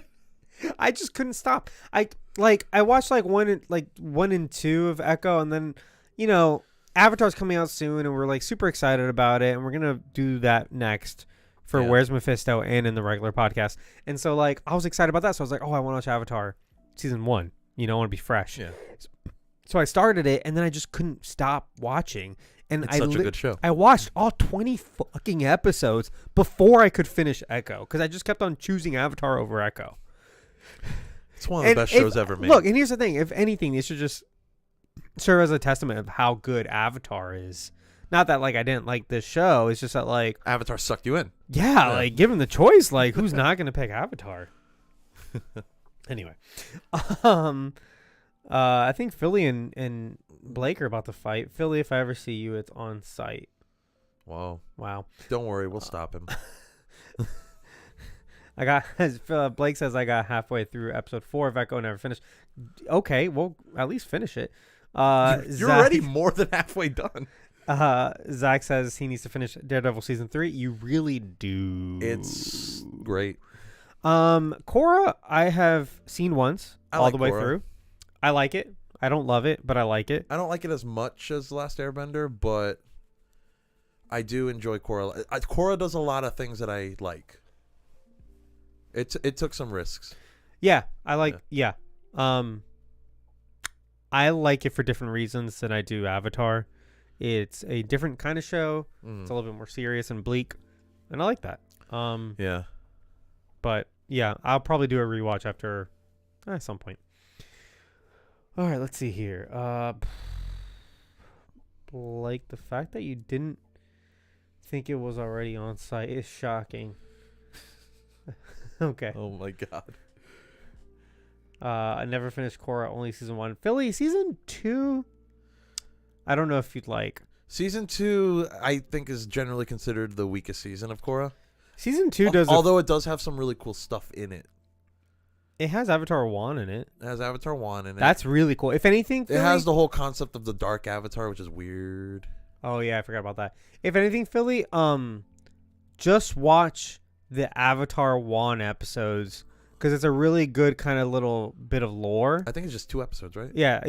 I think pretty sure it's just 2 episodes. You don't have to watch anything else if you don't want to watch the entire context. I will say book 3 of standalone. Korra is incredible though. With Zahir. Oh, the Zahir one is good. That one's very good. Book 4, I wasn't a huge fan of either. Book 4, It's like the big battle. it's like hit or miss with me. I think it could have ended a little better. Kavira. No, Philly, what I mean to say is like it's literally like a standalone arc. Like it's almost like a Clone Wars arc that you could watch out of order. Like it's completely unrelated to the rest. I mean, it's not unrelated, but it's just like it's just the origin of the Avatar. Yeah, it's literally about the first Avatar. Voiced by Stephen Ewan. Is it really? Yeah. Oh, wow. Yeah, season 2, generally people think that one's a weaker one. It has a lot to do with like the spirit world and stuff. Season 2, yeah, it's 4. No, Korra has 4 seasons. Season 2 does something that made me kind of mad, but also kind of like I thought it was refreshing. The thing that happened at the very end. Yeah, and I was like, I don't want to spoil it because it is a big deal. I don't like it, but like I feel challenged. You know, I'm like, yeah, you're not supposed to like. I don't know. It changed the status quo. It wasn't afraid to do that. That's what I'm saying. Yeah. You know, it's like, hey, like, why don't we do something brand new? And it's like, ooh, but you're also like, I'm mad that it happened, but I'm mad that it happened in universe. I'm not mad at the show for making that choice. Does that make sense? Sure. Okay. Yeah. No, I'm with you. I'm trying not to spoil it because it is a big event. Anyway. Yeah. All right, let's get back to this because right. I want to wrap this up. We've talked about Aquaman too. Oh yeah. Biscuit messages Maya that Chula and Bonnie are missing, and she returns to Tamaha. She quickly visits Chula's home and is met by a vision of her mother, Taloa. Taloa tells her that she is the embodiment of her people's legacy, and that the legacy will echo through her actions. The vision ends, revealing Chula's finished garment. At the Choctaw Powwow Festival, Maya locates Fisk, who has kidnapped Chula and Bonnie and threatens to kill her entire family for betraying him. Biscuits incapacitates Fisk's men with monster truck. Sorry, a monster truck. With a monster truck. Again, it was cut off from the... I was like, was the truck called Monster Truck? I don't think so. Biscuits incapacitates Fisk's men with a monster truck while Henry kills Zane. All those scenes were kind of fun. They were short, but I thought they were fun. Henry shooting Zane was a little cheesy looking. But I really like Henry, so I was fine with it. Okay, I thought it was fine. Maya shares her Choctaw powers with Chula and Bonnie, who overtake Fisk's men. Using her powers, Maya takes Fisk to the memory of his father beating his mother in an effort to heal his trauma and help him let go of his anger. Oh, it did not work. No, I don't think she was that successful. Returning to reality, an outraged Fisk demands to know what she did to him and leaves the festival before the police arrive. The next day, Maya says goodbye to her family before leaving Tamaha. In a mid-credits scene, Fisk is on the airplane. Did you see that scene? No. Holy shit. I'm pretty sure. What the fuck? I watched it, and I do this every single time. I wait to see if like there's something after the credits, but it's like, all right, watch this now. I'm like, okay, I didn't see this at all. Anyway, in a mid-credit scene, Fisk is on his airplane watching with interest Am I missing something? Fisk is on his airplane watching a news story about the lack of frontrunners in the New York mayoral elections. That's how you pronounce it, right? I don't know. Mayoral? Is it mayoral? Majoral doesn't sound right. I said it both ways, so I'll look it up later and I'll edit the right one. It's for mayor though, so yeah. I gotta ask, is Amber Turd in Aquaman at all? She's in it for about 5 minutes. No joke, she's barely in it. Maybe 8 minutes. She's barely in that movie. It's fine. You'll be fine. But yeah, no, that last scene, that mid-credit scene, that's what I was talking about. That's setting up a big like street level storyline. That's the Mayor Fisk storyline. Yeah. That's the thing. That should carry over not into just Daredevil, but into Spider-Man 4. Right, and I think that's what Marvel wants to do, and Sony's like, let's do another multiverse movie. No, let's do a Daredevil Spider-Man team up. Honestly, I'd rather see that. That'd be so much better. Give us Daredevil in the same movie with Spider-Man. All right, so what'd you think of this finale? All right, so I think the episode itself, it does the same thing a lot of the Marvel series does, where it's like just it kind of feels a little anticlimactic. I agree. And when we saw Echo finally like embrace her powers and use them, it was a little confusing in how it was presented. Because like, why was Chula and Bonnie able to just suddenly fight too? Like, was it being channeled into them too? I don't know. Yeah, or was Maya controlling them? Yes. I think what Maya did is because she is tapped into her power to echo her ancestors. Right. She could also project Echo into other related people. So other members of the Choctaw that would have shared bloodlines to these same ancestors, she could actually echo into them and control them for a minute. So I think that for a minute she controlled both of them, and she did. Because I remember both Bonnie and Chula afterwards were like, "What the fuck did we just do?" She fought through their bodies. It's not super clear that she's able to do that. Like that's what that was my happened, takeaway. Right. It's like it's not explained. It doesn't need to be yet, but I do hope like at some point we learn exactly what it is she does. Mm-hmm. Because it was just a little strange at first. I'm like, what the fuck just happened? Because it happened very quickly too. This whole finale happens very quickly. I just think it was a little bit quick. I didn't think it was horrible. I thought it was fine. I just thought it was quick. It seems to be kind of the common complaint, right? I feel like they have a lot to wrap up, and they're like, all right, let's do this right now. It's like, all right, then why didn't we have one more episode? Like, I feel like with every Disney Plus show, I'm like, one more episode, and this would have been. I don't think it needed another episode. I think it just needed maybe 5 more minutes. Like literally just 5 more minutes. The episodes were a little short too. I did like the whole I'm trying to heal your pain or whatever goes into his memories, and like he just can't be healed, I guess. Yeah, he sucks. So I think that's the takeaway. Or he has no desire to be healed. Yeah.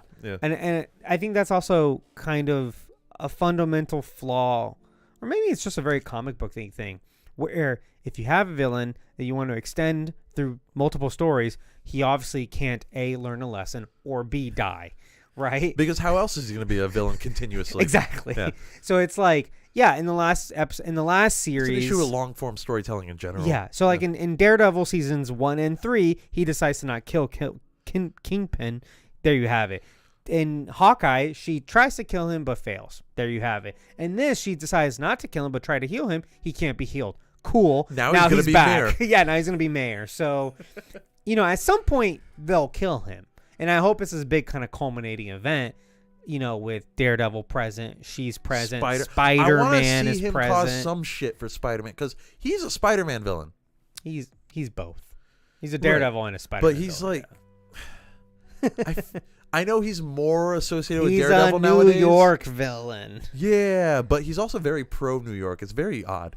You mess with one of us, you mess with all of us. Anyway, but other thoughts on this show? I liked it overall. I like how it feels like one of the Netflix shows again. I did like that. Yeah, I'll be honest. I thought the show was good. I didn't love it. It didn't blow me away or anything, but that's okay. Not everything needs to. On the scale of good and bad and whether I liked it or didn't like it, I think it's good and like somewhere in the middle of that. It's I good liked and it, like you liked but I didn't it, but love it. Yeah. It didn't excite me, though. I really appreciated a lot of the things in it. The action is really good. Choreography is really good. I saw a lot of people complaining about choreography. Like here's how it always happens. That Daredevil scene was on the internet, right? It got leaked. Yeah, it got leaked. And everyone's like, oh my God, Daredevil's back. The action's back. The choreography's back. Great. Netflix is back, baby. And then like 2 days later, people are picking it apart going this fight fucking sucks. Yes. And it's like, it's over choreographed and look how the punches aren't hitting and blah, blah. It's like, if you pick it apart. If you go down frame by frame, you're going to see that in almost everything because guess what? It's not real. They're not actually punching each other. It's not real, guys. Stage fighting isn't fighting. This reminds me of like when people pick apart like the lightsaber fights in like episode 1 or like episode 3, like, you know, right. the prequels. And you go, it's not real. So maybe just don't slow it down and break it apart. Maybe just watch it. It's meant to look like a little spectacle. It's meant to look like, in the prequels, the fights are meant to look like dances. Yeah. They're like choreographed dances. If it looks cool the first time you watch it in real time, then it's fine. Right. It's good. It did its job. It's good. Yeah. You're not supposed to watch it again. Like, in theory, you're not supposed to watch anything more than once. It's supposed to, you're like, oh, you saw it, and you go and we watch something else. So it's like, just don't do that. That being said, I think if you watch it one time and you just, there's the fight, it's really good. It was a good fight. There's some other action scenes that are also really great.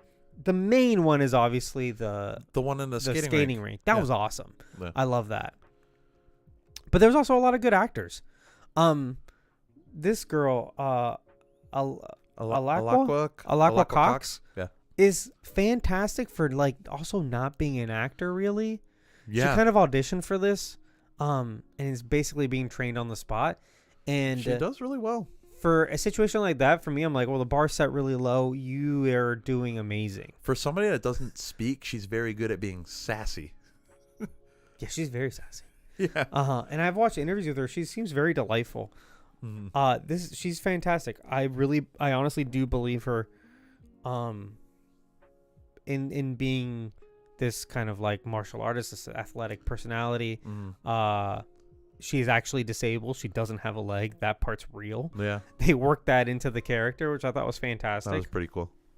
But it's nice to kind of have this character who is a different sort of hero, and I don't necessarily mean that in the fact that she's deaf or disabled or Native American. She kind of also feels like a normal person to me. She doesn't have like this gold standard moral.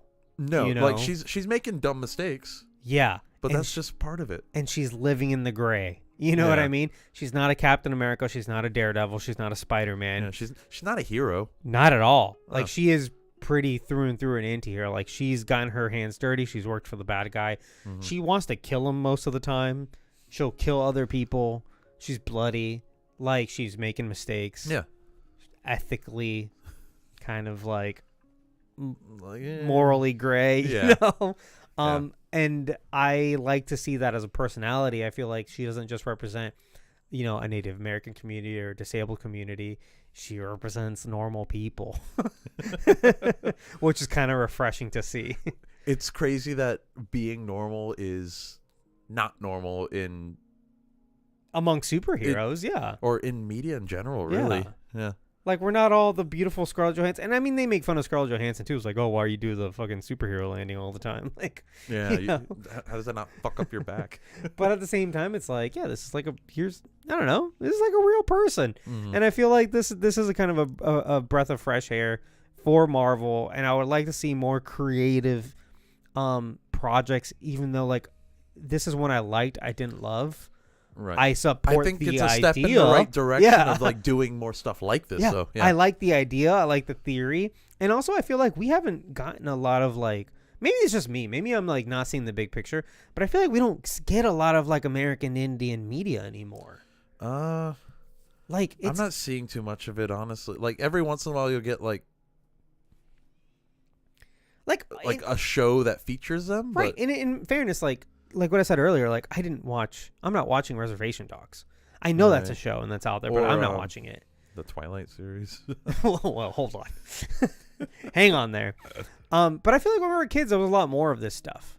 I feel like it wasn't just like your Pocahontases and stuff. There was like, I don't know. And maybe it was because we were kids and they were being educational. Maybe this stuff still does exist.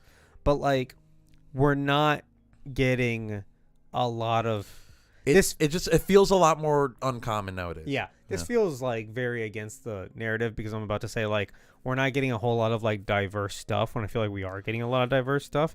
But it's like when we were kids, like I feel like we learned a lot more about Native American cultures through media than we are now. And I'm like, where'd all that stuff go? I don't know I don't know this, you know? Oh, recently we had the movie Prey. I guess you're right. I didn't see that either. So that's a good movie. So that's the other part of it. Is like maybe I'm not watching this stuff. You know, maybe I need to go and watch more of the stuff that's out there. Do like every time we mention Prey, I recommend it. But yes, I recommend it 100%. But, I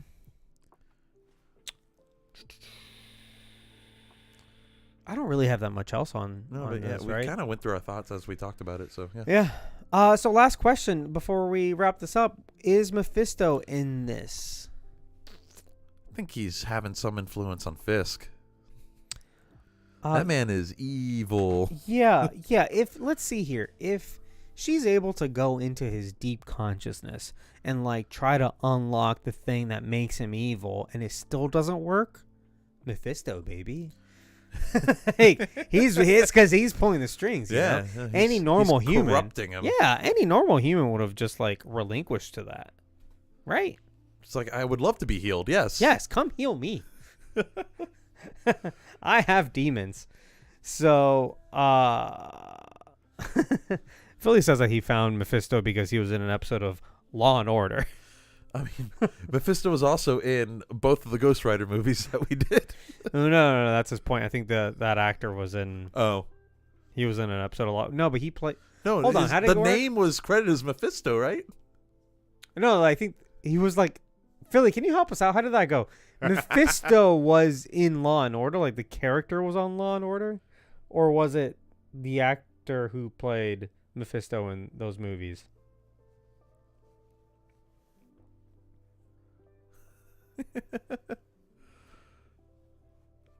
I'll wait for him. Also, I think we missed something if we scroll up a little bit. If you guys have, okay. Oh, yes.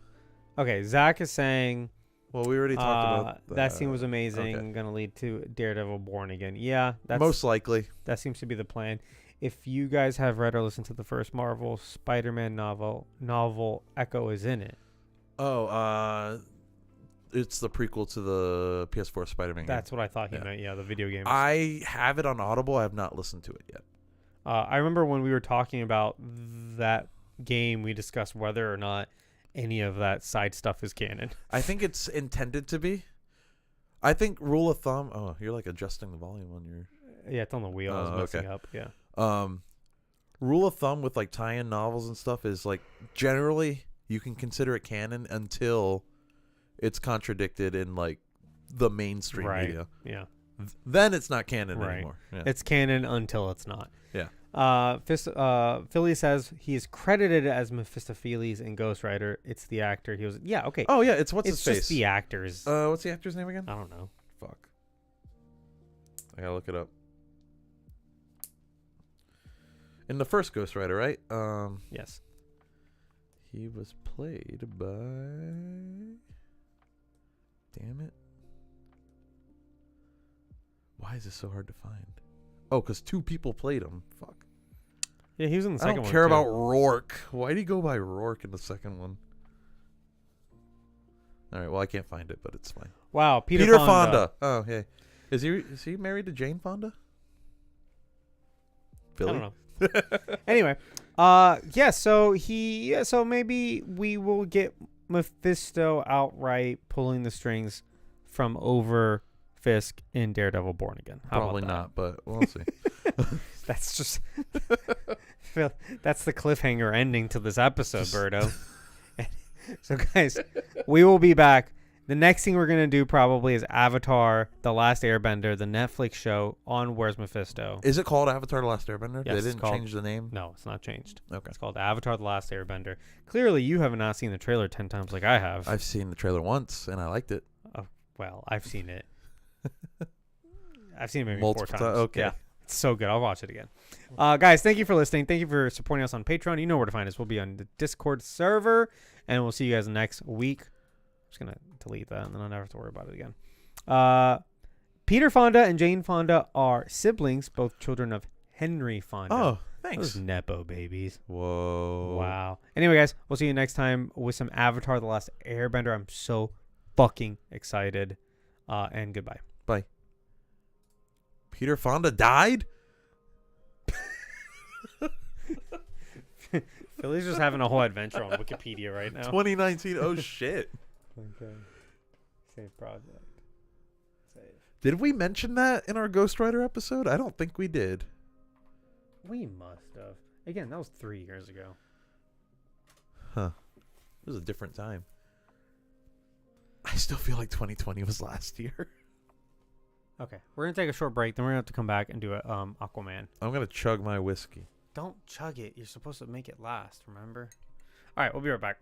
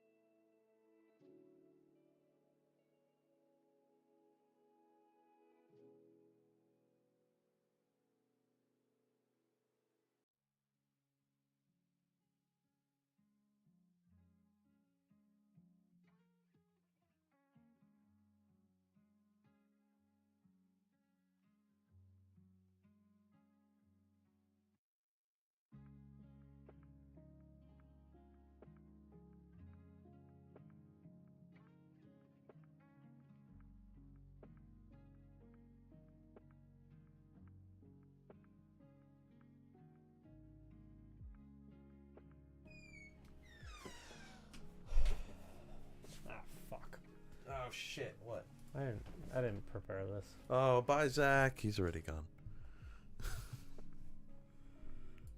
That's exactly how Berto drinks his drinks.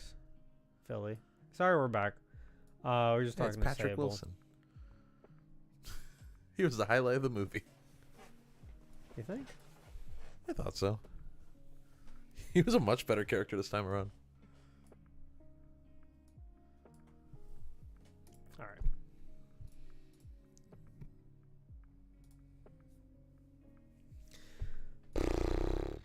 Okay. All right, let's get going. I don't want to spend forever on this because it's already midnight. Yeah. And I also knew this was going to happen just because we had a lot to do. So Yeah, like 3 things in one night. we got a lot yeah. to catch up on. I am I'm like preemptively excited for doing Avatar stuff. I'm just Let's hurry up and get all this out of the way. So fucking hyped for it. I started watching. I can't wait to watch that shitty movie. I watched like a scene of it today, and I was like, Ugh. That is the next movie we're covering, though, right? Yeah. Okay. Yeah, because today's the 31st. As in tomorrow's 31st, as in right now, it's past midnight. January 31st. So tomorrow, the day after tomorrow, will be February 1st. MegaCon, baby. And it comes out on the 22nd. So that's 1, 2, 3 weeks from the day after tomorrow. So ideally, we'll get Avatar, the movie, done within... Yeah. So if I record this in a week, then I have another week-ish, a little over a week to get it out. So then it's out a few days before the show comes out. Okay. So it's right in the sweet spot of like hype Okay. train, baby. Meanwhile, we'll be on Where's Mephisto. No, and then after that, we'll be on Where's Mephisto. So maybe we record one Where's Mephisto for like random stuff. We can do that. Our miscellaneous episodes. When were we planning on recording Last Airbender, though? I don't know. I was asking you like when you're working or whatever. Next week, I'm off Monday. You're off Monday, but we're we weren't doing sure a if we were meadery thing. Yeah, you weren't sure if we were making plans on Monday. And then Sunday is Super Bowl Sunday. Those are my 2 days off next week. Okay. Did Sable want to be part of the Last Airbender I episode? don't know. Part of me feels like she's not going to. But she does have like knowledge of it. She loves Avatar. I know. That's the thing. There's an episode to be Let's in. ask real quick. Okay. Hey, babe. Are you going to want to be in the Last Airbender movie episode? The Last Airbender? M. Night Shyamalan's The Last Airbender? We don't know yet. Sometime next week.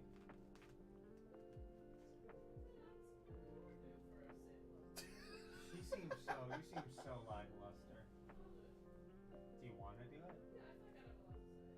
Good. You can. We'd have to figure out when we watch More likely just you and me. Yeah. Because his schedule's really difficult. He just said we have to figure that out. We would have to figure that out. All right, sorry. All right. I had to ask I don't know her. why I stood up. I just want to be involved. Okay, you were involved. All right, let's get going. Welcome to Films from the Phantom Zone, your podcast about failed and forgotten comic book movies, where we watch a forgotten superhero movie and decide, does this belong in the Phantom Zone to be forgotten for forever or out and about for everyone to rewatch and remember fondly? But Berto, today we're reviewing a movie. What movie shall we review? Aquaman and the Lost Kingdom. Yeah. Or is it just Aquaman the Lost Kingdom? No, it's the Lost Kingdom. Yeah. I feel like half the time it's a semicolon situation, and then the other, or no, sorry, it's a colon situation, and then the other times It's just a long title. It's just a long title. It's one sentence. But So this is just a long title. Yeah. Okay. Aquaman 2, the sequel. Yeah. And this marks the official end of the DCEU. Yes. So I feel like when The Flash came out, I forgot about this movie. same. Like, The I forgot this Flash- was a movie that was coming out The Flash felt so much more like an ending than this. than this does. I can't wait for us to talk about the last scene of the DCEU. God, yeah, it's pretty stupid. I didn't hate it, but Well, I mean, when you say it that way, though, like the last scene of the DCEU, right. it's a bit of a letdown, isn't it? It is, but it wasn't supposed to be the last scene of the DCEU. I guess not. I just, this movie should have maybe come out before The Flash, and it was supposed to originally. Oh, that makes sense. And, like, obviously, like, neither this nor The Flash was intended to be the end of a cinematic universe. It just, this is how it happened. These are just the next movie slated to come out. Yeah. These are just the circumstances. Yeah. So it sucks that this is how it, like, kind of fizzled out and popped. I think if I ever do a DCEU rewatch, this would be right before The Flash, though. I think I'd agree. I think The Flash at least feels it like... makes the scene with Aquaman, The Flash, make more sense, too. Where he's just kind of, like, hanging out and drinking. Oh, no, I don't think I'd watch that scene. That scene kind of sucked.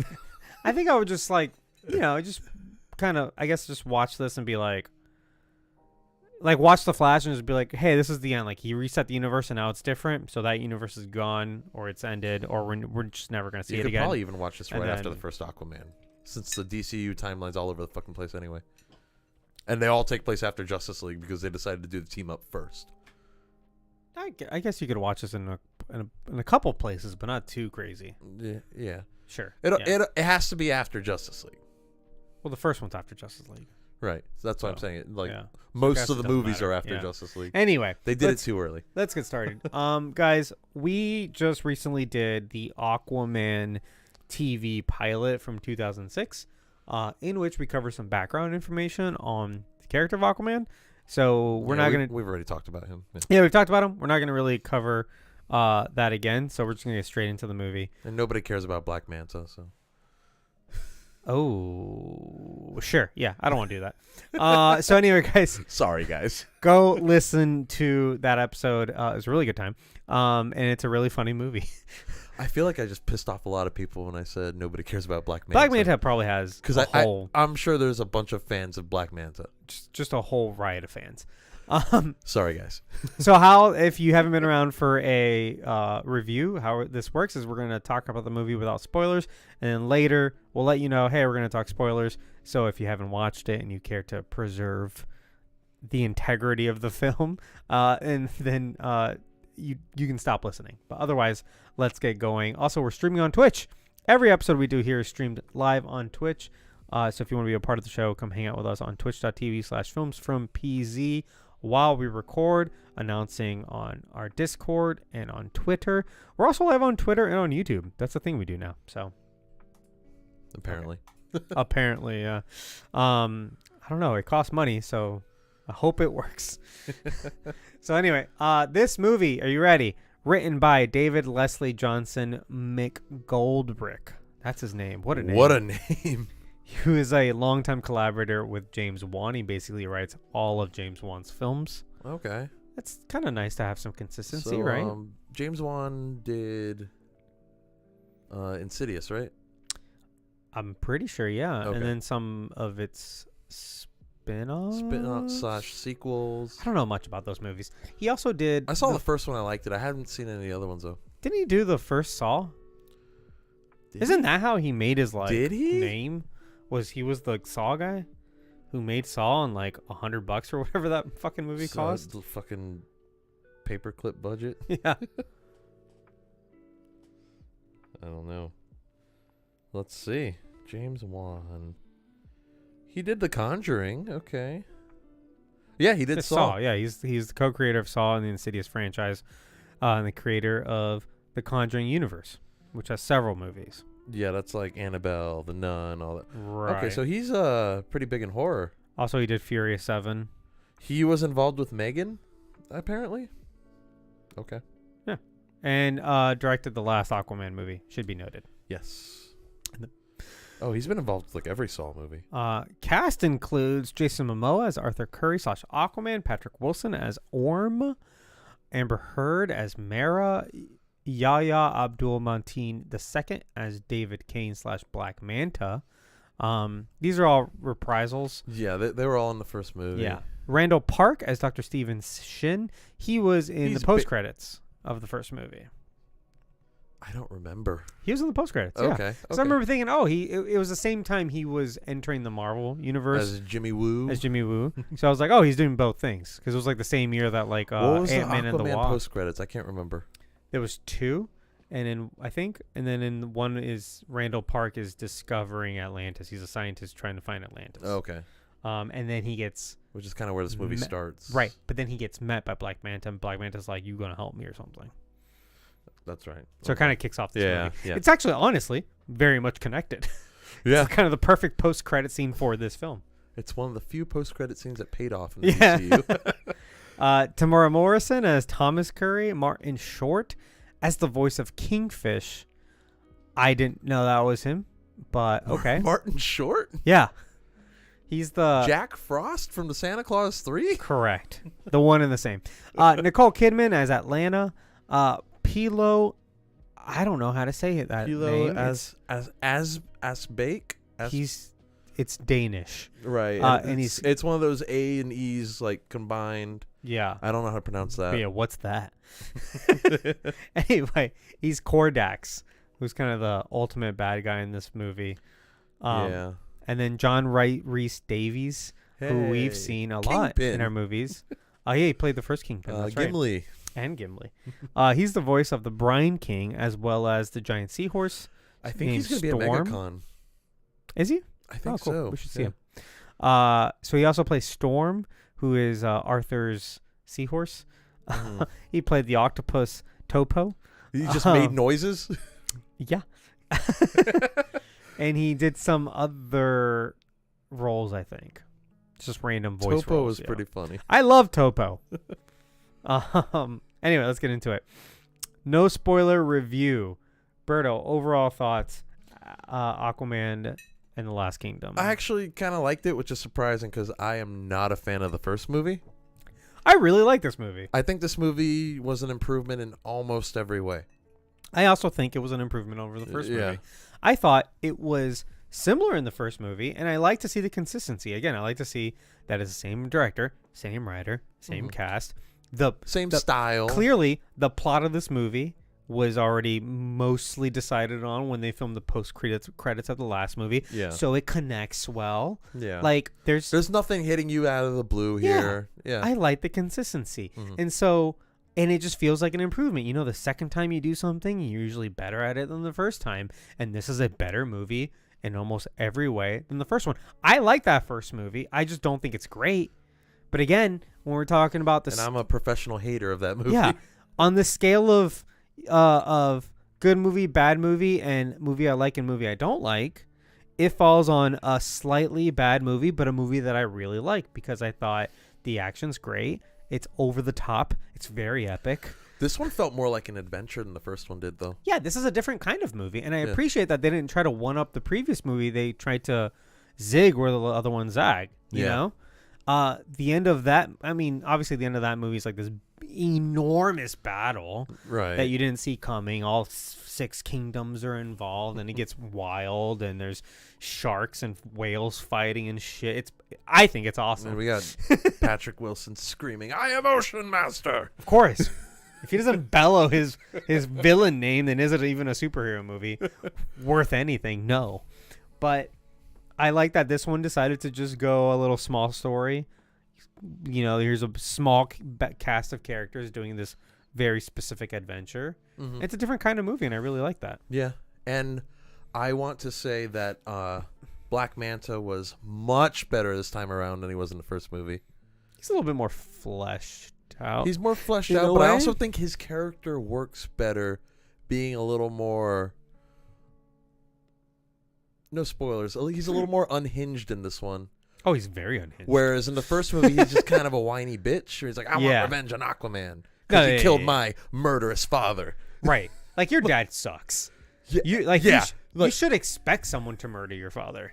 If anything, it's a sign of respect. And also, I think they flashed back and you saw the same stupid line from the first movie where it's like, you need to get out of here so you can kill that son of a bitch. Yeah. Like, fuck you, dude. They did resample that. No, these people suck. They're not, and I think that's something They I were did. murderous pirates, and you want revenge. Like, what? You think it's like righteous if you get revenge or something? 'Cause Right. you're the bad guy. Exactly. I see where you're going. I like that this is more treats that character instead of like, hey, maybe you should feel something for him. No, you can't find any sympathies with this Right. character. Instead, what if he like goes off the rails, full on unhinged bad Much guy? more enjoyable. Yeah. Honestly. You just see this guy and you're like, no, he fucking sucks. And you enjoy watching him because he's unhinged and because he's super evil. And the people working for him are scared of him. Yeah, for sure.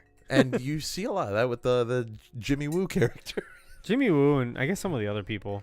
Jimmy Woo, Jim Halpert, Jim Halpert. Kim Jong-il, Kim Jong-un. Who did he play in the interview? Is it Un or Il? Who's the new one? I don't remember. Un is the new one. He's the young one. Okay. He's the son. He Kim plays Jong-un. Kim Jong-un, yeah. Yes. Kim Jong-il was the father.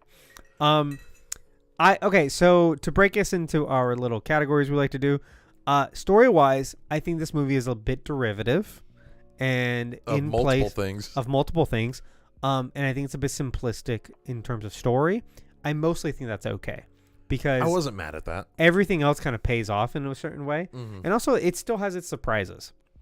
Towards the end of the movie, I was actually surprised. I thought there was a couple minor twists that I didn't see coming, not part of the normal structure. And I was like, oh, wow, cool. I like that. But yeah, it's a bit derivative of things like Thor the Dark World, surprisingly. Yeah. I'm like, oh, they're just doing Thor the Dark World. That's funny.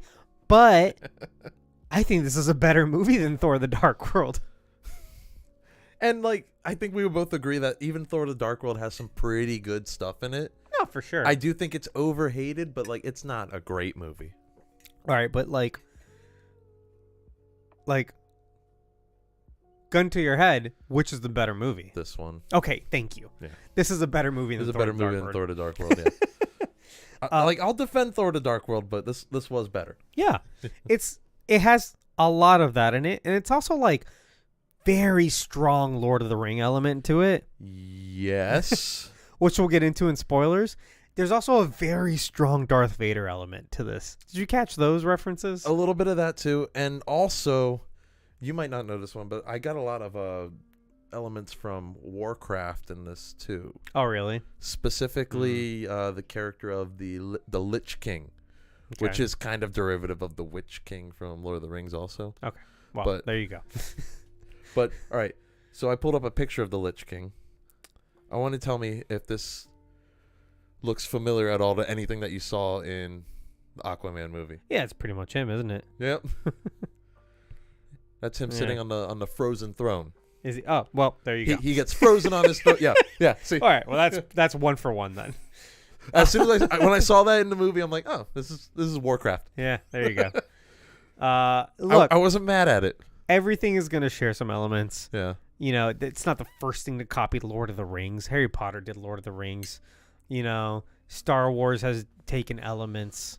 Everything. There were bits of Star Wars in this too. I felt when they Oh, I think there's like a pirate place that they go to, like a pirate, not a port because it's underwater, yeah, but kind of. it felt very much like a Mos Eisley type deal, or like I see that. Yeah. or that cantina on Coruscant in episode 2. Yeah. Yeah. Or Maz Kanata's Tavern. Come Yeah. on. Yeah. The I guess classic. each trilogy has the classic Maz Kanata's castle that we see once. Well, look, okay, story-wise, again, like I said, it's simple, but it gets the job done. I don't think there's any major holes in it. I quite enjoyed it. What really carries this movie, we're gonna get to in a little bit, is I think the actors and the chemistry between specifically two of them. Are we talking Patrick Wilson and Jason Momoa and Jason Patrick Momoa. Wilson. No, they for sure. do. It was so good seeing them like on screen together. Whereas in the first movie, like they kind of just like growl at each other a little bit, and that's it. Yeah. Well, I don't think I love Patrick Wilson as an actor. I do too, But honestly. To your point, I don't think that character was that fleshed out in the first movie. He was just kind of like But this movie, power hungry bad guy. This movie kind of plays on that too, because he still kind of has the same personality. He's just he's a little more accepting this time around though, because he he's doesn't really have a humbled. choice. Yeah, he's humbled. He's humbled a little bit. Right. But we do get some funny scenes with him. And I did enjoy seeing them on screen together. I think they were the highlight of the movie, honestly. Oh yeah, for sure. So hold on.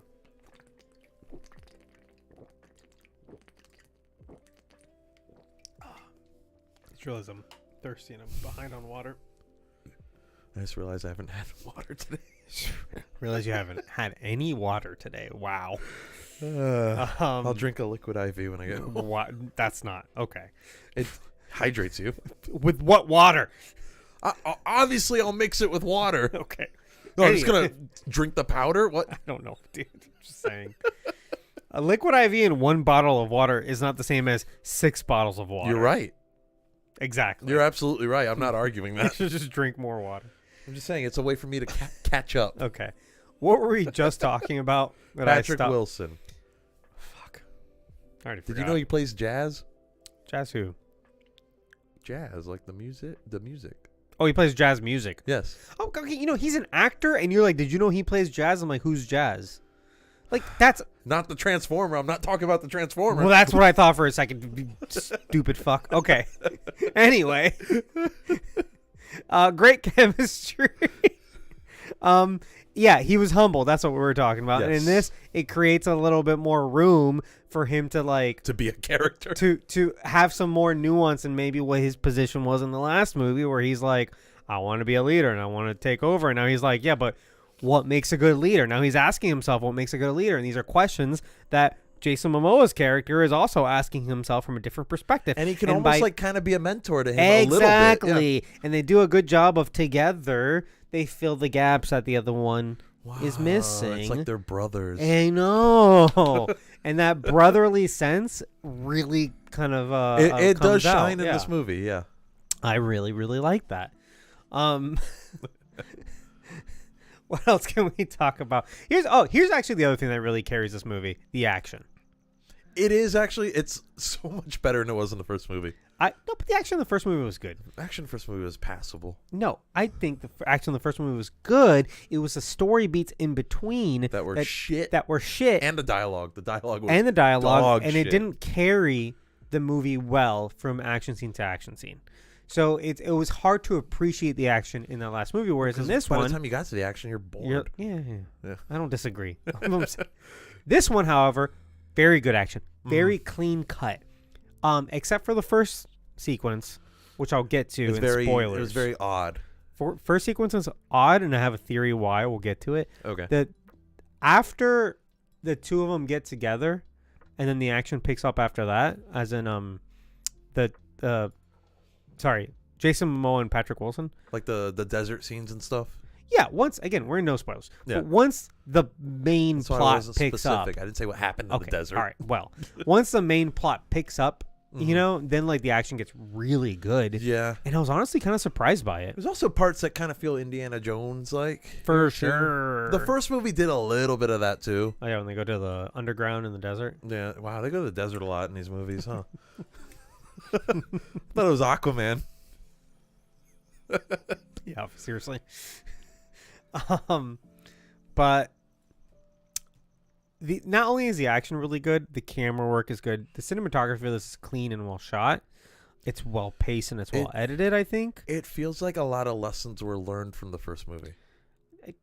Maybe. I think it's very clean. Yeah. I think it's very good. It's one of these situations where like I feel like overall this is a movie that suffers from its place in the DCEU. Unfortunately, no one wants to go see this movie. That being said, I was surprised to find out that it didn't bomb. What did it do? Like 400 million? It did like 400 million on like respectable. On like a 200 million budget. Yeah. It's fine. Yeah. Like it didn't lose money. Which is surprising. I was blown away by that fact. It might only be because of the fact that the first movie it was received well. Yeah, but it's weird because like I didn't see it. I was also back in 2017. I don't know. Though. It kind of goes to show like how you can't see these things in action. Like your circle, like we live in Flash bubbles. Didn't do well because of Ezra Miller. Well, like I guess that's right because this movie did better than Flash, but there was this much movie more. had some stuff against it with Amber Heard though, but she's barely in the movie, by the way. Barely in the movie. Hold on a second. How much money did the Flash make? I thought it didn't really end up doing that well. No, I thought it bombed. And then like Blue Beetle, just nobody showed up for it. Yeah, okay, this movie made like 60% more money than The Flash. The Flash I'm estimating off the top of my head. The Flash made 271 million. This is already at 415 and it's still in theaters. That's not going to make a whole lot more. It's like barely still in theaters. But it's not far. It's going to be on Netflix soon. It's not far away from like twice as much. You know what I'm saying? Yeah. So it's like there was so much more conversation around The Flash than this that like it just goes to show that like we live in bubbles. You know? Also all the conversation about The Flash was negative. I guess there was right. no good but buzz about The Flash. People saw it though. That's the thing. Even to have a negative opinion, you have to go see the movie. Right. I didn't hear anyone talk about the Aquaman. I guess people saw it and just was like, "Oh, cool, good movie," and then like went home. The only stuff I've seen on Aquaman is recently where it's like it made $400 million. I'm like, oh wow. Well, that's what I'm saying. That's surprising. But I don't see any other like anything else really about it. Just like, it did all right in the box office. Look, that's it. Anyway, there's no like positive or negative buzz. Right, middle of the road, but made good money. People went and saw it. Insane to me. It goes to show if the DCE, if this movie was set in a universe, even if it was in the Marvel universe, something that is like still chucking along, a lot more people would have gone and seen it. And it's always a little bit sad. We said the same thing with The Flash and Blue Beetle, and anytime we talk about DC, it's sad that like that lack of momentum is what's hurting individual films. Yeah. Basically, when really this movie I thought was really good. Yeah. I really enjoyed it. I mean, even with Marvel though, that's starting to happen too. Like the Marvels didn't do that well. Yeah, and I think this next year's break is going to help a lot. I think so. Well, because there's already a lot of good steam going into Deadpool. There is. It's all like leaked shit, and Ryan Reynolds is pissed. But I'm wearing a Deadpool shirt. I'm excited about Deadpool. I am too. I need to rewatch the first two movies soon. We might do those since it's like technically part of a failed universe. Yeah, since it's like both in and out of a failed universe, I feel like we should do it. You know what I mean? I think it'll count on a technicality. Yeah, sure. We'll do it. Should we? And maybe start Wolverine movies also. Maybe I feel like we go from Deadpool into Wolverine. I think that's what the spring is going to be, is Deadpool and Wolverine. Be nice to dip our toes back into the Fox universe. Definitely Wolverine's last movie anyway. So I can't wait till we are able to do Fantastic Four stuff. Whoa, yeah. Anyway, back to this. Do you want to move on into spoilers? Yes. Okay, cool. We talked about our overall thoughts. Let's get into spoilers. Story things. Orichalcum is a real thing. Did you know that? I've heard the word before. It's a real compound or element. But it's not an element. I think I've heard it in like a video game, so I think I still thought it was like fictional. Oh no, it's real. Okay. It's not special, but it's real. Apparently, like it's like it's a copper color, and then underwater it kind of changes and turns kind of bluish, greenish. Okay. So I think that's why it formed inspiration for like fictional things in comic books. Okay. In the comics, it has superpowers. Oh, cool. Yeah. So it's used for powers of astro projection. That is not what it's used for in the. It is what it's used for. It is. Which is why. But it's also. Kordax or whatever his fucking name is. That's how he's able to communicate with. Is that trident made from orichalcum? Orichalcum? Orichalcum? Probably. It has orichalcum powers, I guess. Okay. Which makes sense. But the orichalcum itself, they're using as a fuel source mostly. Yeah, but remember, they created an entire society and technology around orichalcum, including the magic whole thing. Yeah. I think it's all part and parcel. That's what the whole Lost Kingdom was. Yeah. Okay. So I had to remind myself of all the kingdoms because this is the Lost Kingdom. Why is it always 7 kingdoms? 7 seas, baby. What are the 7 seas? I don't know, actually. I've always wondered that. Because I'm like... What are they? Because there's oceans, too. So it's like, what are... I think seas... I think, like... As far as 7 seas go, the oceans are a part of it. I don't know, dude. I'm sure it's something we could easily look up. I'm just not going to do it. I don't care to. The 7 kingdoms are as follows. Remember, in the first movie, we met all 6 kingdoms. So this is at the time, kingdom. Yeah. Number 1, Atlantis. You know it, you love it. Yeah. Number 2, Zebel, which is Mera and Nereus's kingdom. So remember, Dolph Lundgren. Where the waterbenders are from. Yes. Yeah. So Dolph Lundgren's character is a king. He's Mera's dad, and He has such a weird filter over his voice. I kind of hate it. Oh yeah. And I should be clear. I didn't mention this before. There are certain things that are really kind of fucked in this movie, including some of the CGI and Dolph. A lot of the underwater faces look bad. Yeah. Like straight bad, and it made me question whether they looked that bad in the first movie. And I don't think they did. I don't remember also, if they did. They didn't look that bad in either Justice League movie. So it's like, true. So what happened here? I think Yeah. I think some of it comes from reshoots and some of it comes from like, fuck, we're out of money. Like that honestly, just that might whatever. be part of it. Yeah. Third kingdom, the Fisherman Kingdom. Not in this movie. They were in the previous movie, but that's the one where they're all kind of like mermaid-looking people. And the king is Digimon Hansu's character. Oh, yep. He gets killed by Ocean Master. Yeah. I think actually they are mentioned in this because Ocean Master is a prisoner of the Fisherman Kingdom. So all those, and that they were risking war by breaking them out. right, and stuff, right. I think that prison that they break him out of, that belongs to the Fisherman Kingdom. The Okay. fourth kingdom is the Brine, and those are all the crab-looking people. He gets his claw cut off in the first movie. Yeah. So Is it cut off or like bitten off? I don't know. He mentions it in this movie too. Yeah. Yeah, it's like a joke. Is John Reeves Davies' character? He's a big crab guy. He's quite funny. I like him. Yeah. And then number 5, the Trench.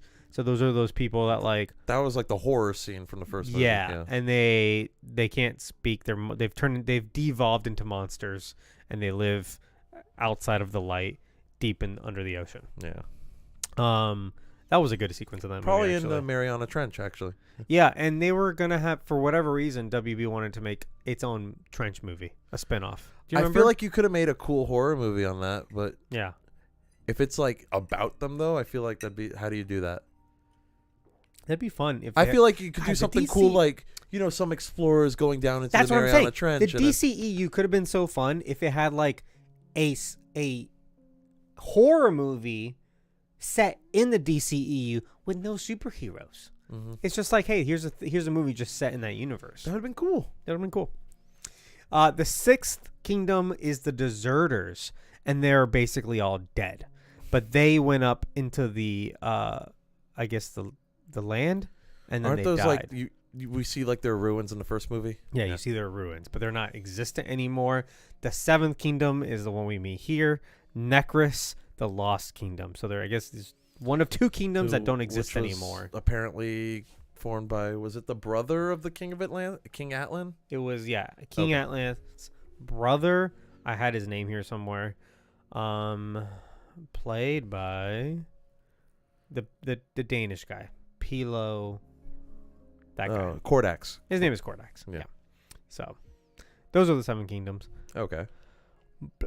That reminds me of somewhere in the Atlantic Ocean and then somewhere in the Pacific Ocean. It just made me go, just don't even. Didn't they do that shit in the first movie too? Yeah, and I'm just like, just don't have a card then. Don't have the title card. Like, you don't need it then. You know what I mean? Didn't the 2006 Aquaman thing do that too? Wasn't it like somewhere in the whatever? Maybe we made fun of that. Is it a running joke? I don't know, man. Is this an Aquaman gag? Because it's like, at that point, you just go like, hey, ocean, who cares? Or like Pacific Ocean and put random coordinates there. Yeah, that's there good. we go. Yeah, that's some Monsterverse shit. Hell yeah. Hell yeah. Just say Atlantic Ocean or Pacific Ocean. Don't somewhere. And that doesn't tell you anything. It makes it seem like a child wrote that. Yeah. Anyway. But yeah, we talked about the cinematography. We talked about the acting. What are other things we can talk about in spoilers that we really like? Let's see. Black Manta, just the trident driving him fucking nuts over the course of the movie. Oh yeah, that's what I was talking about in terms of both Lord of the Rings and the Darth trident's Vader. like the Ring of Power. For sure. Yeah. And then Kordax is Sauron. Or the Lich King from World of Warcraft, or yeah, So basically, he wants you to, or Sidious. basically anyone who touches the thing, He like connects with their mind. trident, he connects. It's just like the ring, and he corrupts them, he makes them evil, he makes them power hungry. He says, "I'll give you whatever you want if you come free me." It's the same thing as Sauron. Yeah. So it's like, yeah, Black Manta's kind of a victim in this movie, but also like it only works because he sucks so bad. right. See, like if fucking Like it played into him being a piece of shit. right.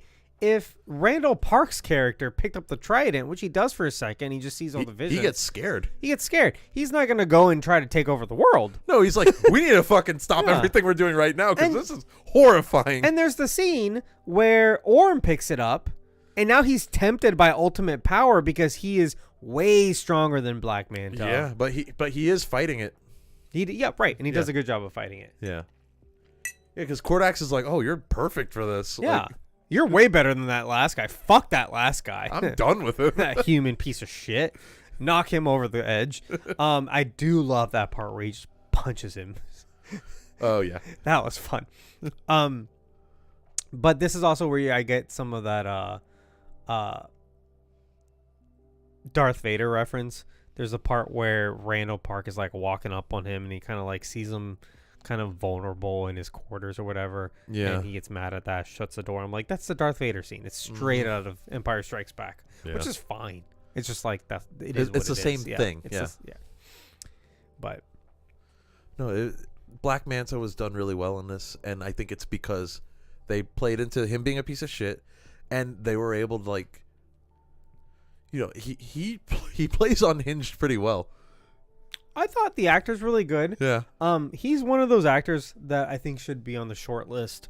We talked about this. For Kang? For Kang, yeah, to replace. Yeah. Was he in Majors. talks for something Marvel related though, or there was rumors? Maybe. Was it like Wonder Man or something? You know who I just saw on TV, and I was like, oh, maybe he should be the next Kang because he's incredible. Who is? I wrote it down. I'll tell you in a second. Sterling K. Brown. Sterling K. Brown. I know that name. He's in a bunch of stuff. He has an Oscar nomination, I believe, too. Yeah. Yeah. I think this year, right? Mm-hmm.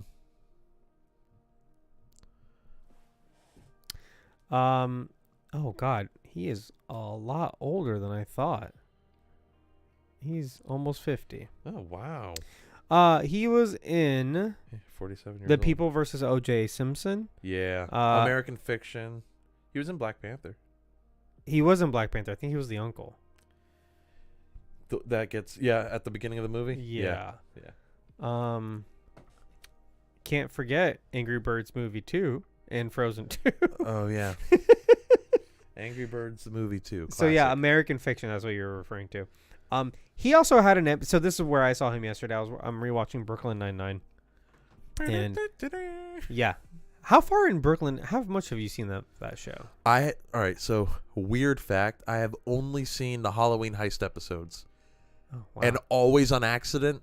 But I've seen all of the Halloween heist. All of them? You're missing some vital context. Anyway, you should watch the episode with Sterling K. Brown because it's a bottle episode. Okay. You don't need any context for it at all. You can just pick it up and watch it. It's incredible. And he was a guest on it. You got an Emmy for it? He got an Emmy nomination for it. Okay. For guest in a TV series. Incredible episode. So well written, so well executed, and he just comes in and steals the show. Boom. And I'm like, give that man a Marvel role, damn it. Well, he already had one. Another one. He was only in it for a second. You could recast him, no one will remember. That's true. It's like there's been a couple of those. Terrence Howard. Not Terrence Howard. There's a couple of people have double dipped and you kind of don't really notice. The woman that played Mariah in Luke Cage, she was also in Civil War. Civil War, that's right. Which I feel like her role in Luke Cage was actually a pretty big role, so it was weird that she was like just throwaway character in Civil War. She had a lot. Well, yeah, but okay. It was one scene though. So, who else? Anyway, I know there's a few more. there's a bunch more. Yeah. Anyway. Patton Oswalt. Yeah, but one's a voice. True.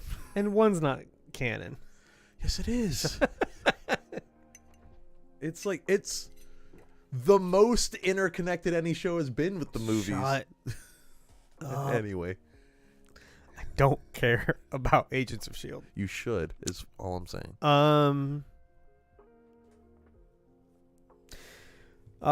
Costumes and music. Look, whatever. It's Aquaman. I don't know what there is to say. I like the costume. I like his OG costume. I thought the He got in score the was last one. fine. It wasn't offensive to my ears or anything. I went to the bathroom in the scene that I assume was a 007 and Q scene where he's getting stuff and they explain how it works, like his suit. Oh, yeah. And Topo. His stealth suit, and then you got So- Topo. I love that. What's it? What's Ocean Master's name? Is it Orm? Orm? Yeah. With an M. Okay. I love how Orm, like, recognizes him. Topo? Topo? So, Because Aquaman's like, yeah, I got the stupid octopus with me or whatever. And then Orm sees him and he's like, Topo? Topo stands for Tactical Observation and Pursuit Operative.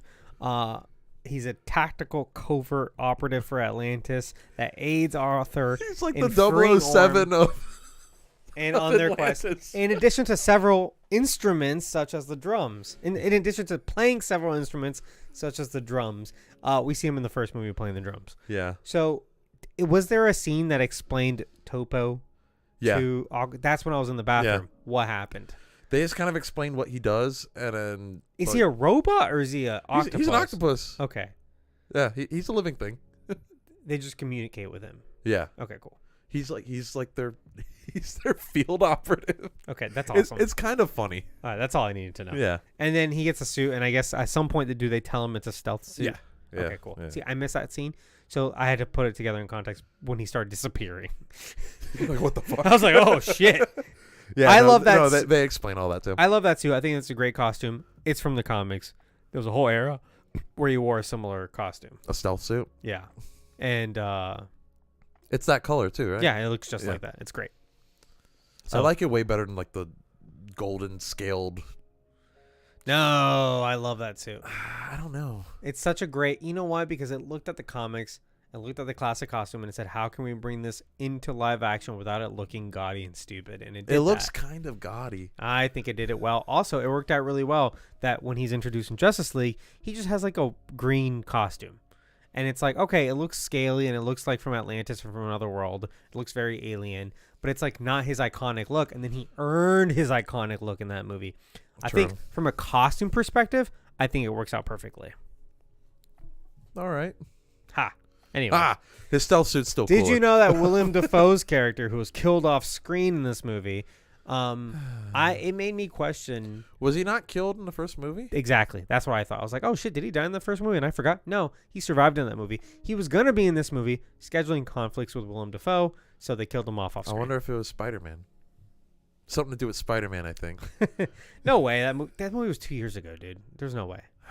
It would have been. How long ago was this movie being made, though? That's not. Remember, back then, DC, dude. I feel Not like back- delays all their shit by I know. years. But there's no way it was because of Spider-Man. Maybe it's because of Poor Things. Yeah, exactly. He's been in other movies. Yeah. The Lighthouse. That was years ago. Yeah, seriously. So there's a mid-credits scene, and it's just It's a follow-up on a joke from earlier in the movie where... it's just Orm eating a burger and a beer, and he sees a cockroach, which I thought was a good gag. It is a good gag. I love that Aquaman tricked him into thinking roaches are like a delicacy. Right. But then he likes it. Yeah, he's like, this is good food. Yeah, because he's like from the sea and he's weird. Here's the thing, though.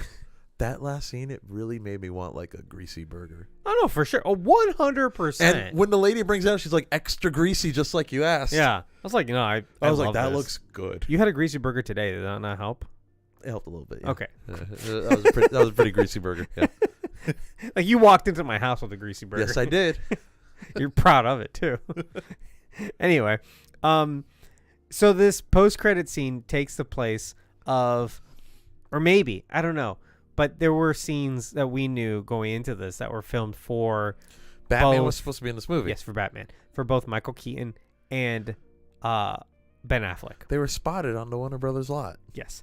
So how this worked originally was that this movie was set before... Okay, hold on a second. I'm trying to remember how this worked. Originally, this movie was set after The Flash, because The Flash was supposed to come out forever ago, right? Right. So because at one point when they said, hey, Michael Keaton is the future Batman, this is the direction we're going in, Keaton filmed a cameo in this movie, right? Okay. Then they moved things around and said, well, it wouldn't make sense. And I'm kind of guessing here because I kind of don't remember. They're like, wait, this is actually before The Flash. It's before The Flash.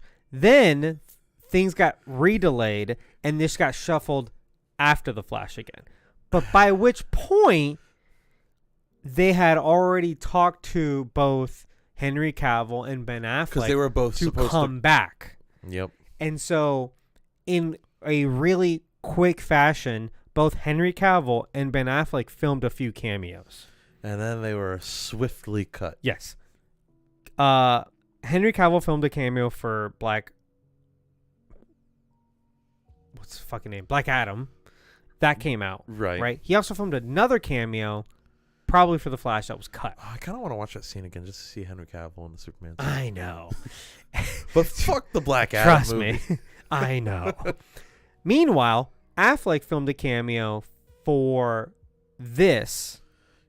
That was take who the they place. spotted on the lot. Yeah. Yeah. And they found out during a tour. Exactly. Because people literally saw him on the WB Backlot tour. And then that cameo was supposed to take the place of Michael Keaton's because Keaton's, I guess, didn't make sense anymore, even though now it kind of makes sense.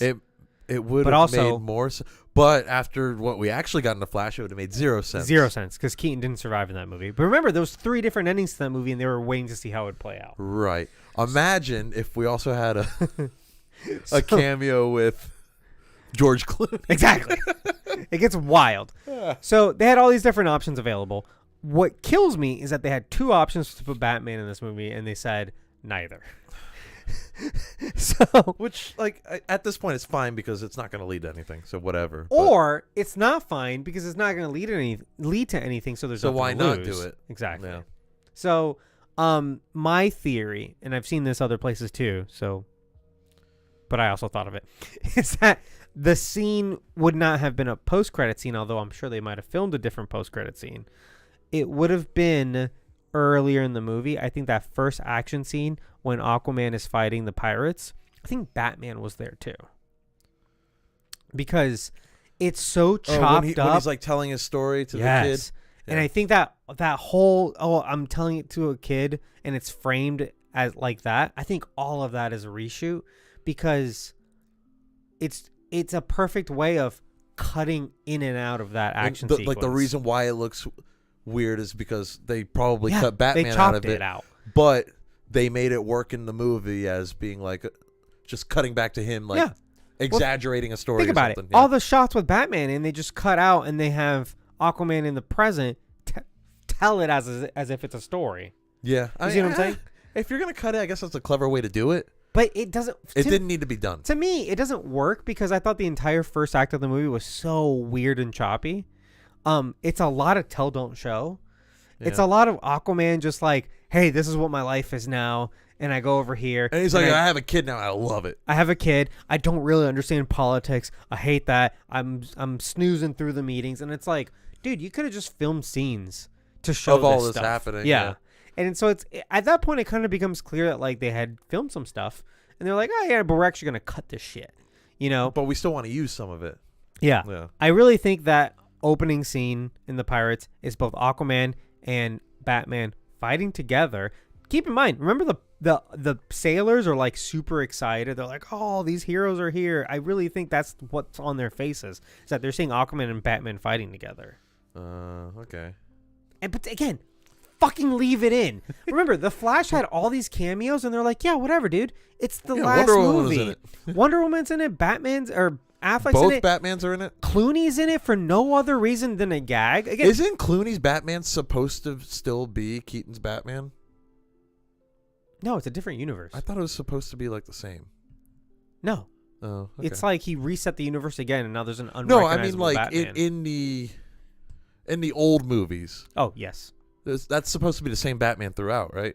So, okay, We it's a talked about it, but that was years ago. yeah. So how it works is that so obviously Keaton is recast as Clooney. Well, first, it was Sorry, what's his Iceman. face? Yeah, Val Kilmer. Val Kilmer. So Yep. so Keaton is recast as Val Kilmer. Val Kilmer is recast as Clooney. For the Clooney film, all of those are canon. Okay. Since then, they have kind of split and kind of been like some of these, like the first two movies, kind of go off in their own direction. They did that with comics, right? They had a comic, Yeah. Okay. right? Also because like Two-Face is like race swapped also because he becomes Tommy Lee Jones. Because in the second Yeah, because movie, Harvey Dent was Lando Calrissian. yes, Billy D. Williams. Billy D. Williams, and then he's Tommy Lee Jones. Which So- was weird. Meanwhile, other actors stayed on, like the Commissioner and Alfred are the same actor. Right. So It's weird. it's the continuity is questionable. So you could say 1, 2, 3, and 4 are all together, but then 1, 2, and then splitting timeline. Oh, this is some Halloween shit. Yeah, it's kind of like that. Or even Terminator. Yeah. And we talked about this during The Flash, but even during The Flash, the mansion that they go to is from the first movie, not the second movie. Okay. Because in the second movie, it's a different mansion. Which, yeah, why'd they do that? Because fucking, what's his name? Oh. Tim Burton. Tim Burton got more creative He control. got. So he's like, he I got- want to get wacky He with it. got kookier with it. Yeah. So And we already said, I think I like Batman Returns more than Batman. And I know that's a hot take. I just like how weird it got. I don't know. but I could totally see those movies being set in different universes, because they to an extent they feel very different. They do, but like I always thought it was weird. It's like that's supposed to be the same Batman, though, right? Right. Yeah. So like I can definitely see this, like the Flash, that Michael Keaton being the one from the first one, but not the second one or the third one or the fourth one. Those see what I'm movies saying? didn't happen. Yeah. Yeah. Like I can see that train of thought. He killed the Joker and then he was done. Right. Anyway, so I would love if one day, and it was obviously never going to happen, but I would love to go to a different universe where I could see this movie with Ben Affleck's Batman in that opening scene. There's no reason not to. Again, it's the same thing as Wonder Woman being in the Flash for a minute. Just fucking. Speaking of different universes, I don't know if you've seen this. It's been kind of popular on Reddit, on specifically the Flash subreddit, where ever since this new year started, everyone's been pretending that all of the Flash media is actually the Sam Raimi Spider-Man media. It's like a weird meme going on right now. What are you talking about? Where everybody's pretending they're from a universe where Sam Raimi made a Flash trilogy. And it was it's stupid, but it's pretty funny. Instead of Spider-Man? Yeah. Why? I don't know. Just go on the Flash subreddit and just take a look. I'll do that later. I think it's specifically like the Flash TV show subreddit. They've done shit like that before, though, where like the Arrow subreddit became a Daredevil subreddit because they were so pissed at the show. Why? I don't know. 'Cause Reddit's weird. Because they're fucking bored, man. I don't. Okay. Anyway, the only other thing I have was this random Easter egg of how much Jason Momoa loves Guinness, which is why Guinness has played. Him and his dad are always drinking Guinness. Yeah, which is why I got worked into these fucking movies. So they can drink it on the job. Yes, that fucking Aquaman loves Guinness. It's because Jason Momoa loves Guinness. Guinness is a good beer. I respect it. I don't like Guinness, but Guinness he loves Guinness so much that it's part of his workout regimen. That's wild. His dietitian and his like trainer have worked Guinness into his diet. He's like, I need to drink it, so Yes. let's make this work. So, like, he takes whatever carbs and calories he takes in for Guinness is worked out of his food. Guinness is a lot of carbs. Right. So he doesn't go over his carbs. So basically, he's sacrificing, like, pastas and shit. He eats less so that he can drink so that he more. can drink Guinness. Yep. Like, he has his own, like, he Guinness had, like, has a lot of sugar in it, too. yeah, he had, like, a brand deal with Guinness. Like, they made his own, like, line of, he had, like, his own, like, beer or something like that. I love how much he loves it, though. I respect it. Yeah. Okay. Because, like, if I was famous, I would just be doing everything with High Ally. You know what I mean? Like, I fucking love High Ally. So I respect that 100%. But I think it's just funny. And this movie, I'm like, man, they're drinking a lot of Guinness in this movie. He just loves right out of the can, too. He's not even pouring it. Yeah. He's just like... Which is weird. Like, that's pour. not how you're supposed to drink supposed Guinness. to pour it, for Yeah. sure. But wonderful product placement. In the first movie, they drink Guinness, and I want to say in Justice League, he's just drinking whiskey. Maybe, because Yeah. that was before... I guess he had the creative control to be like, no, Guinness. Right. That's what I fucking want. Non-stop Guinness. He's like, nah, whiskey is a man's drink. But, all right. Do you have anything else on Aquaman and the Lost Kingdom? I think I've said my piece. Yeah. Oh, we didn't talk about Amber Heard. She's barely in the movie. She's in the movie. I'm interested to know if Anything was cut or if that was Yeah. just what it originally was. I think if anything, just a few minutes were cut. Maybe she had an extra it scene. seemed like she didn't have an important role in the plot, like, period. At all. Yeah. Yeah. I don't think she was ever meant to do that much in this movie. And I don't No. think it was for her problematic nature. I think they just wrote a movie Well, where I she's think barely WB in has it. said, like, we didn't cut anything Yeah. out. Like, I think they her just role was just reduced Yeah. already. I think they just kind of got lucky because they were like, no, we made a movie for. Thank God we barely have her in it. Yeah, like, by happenstance, she's barely in this movie. So like, Yeah. whatever. Like she's barely in it. If that's something you're concerned about, don't be. But also, like, whatever. yeah, who cares? I mean, again, I'm Shitty at this people point. gonna be shitty. Yeah, I'm at this point where I'm like, we watch a ton of movies with shitty people, and it's like, there are a bunch of shitty people that we fucking don't care about, and we watch their movies anyway. Yeah. So it's like, and there's a bunch of shitty people that wouldn't even know are shitty yet. Yeah. So imagine how you're gonna feel then. Anyway, and there are worse people than Amber Heard. like she sucks, but she sucks publicly. You know what I mean? Yeah. She's not out there hurting anybody. Well, I mean, I don't think. I think she did hurt Johnny Depp, but like, yeah, but whatever. They can hurt I each think I don't give a they shit were about hurting Johnny each Depp. other. Yeah. They're both shitty. I think that's what it boils down to. Is like, I don't give a shit about Johnny Depp either. It's just, who cares? He's just like, eh. So Didn't we cancel him? Yeah. Yeah. Okay. Yeah. Yeah. But I'd love to see another Pirates movie. That's No. good. A good Pirates The movie. last two are bad. Yeah. Okay. Okay. All right. So that's it for us, you guys. Thank you for listening. Thank you for. Actually, let's talk about what movie we're doing next.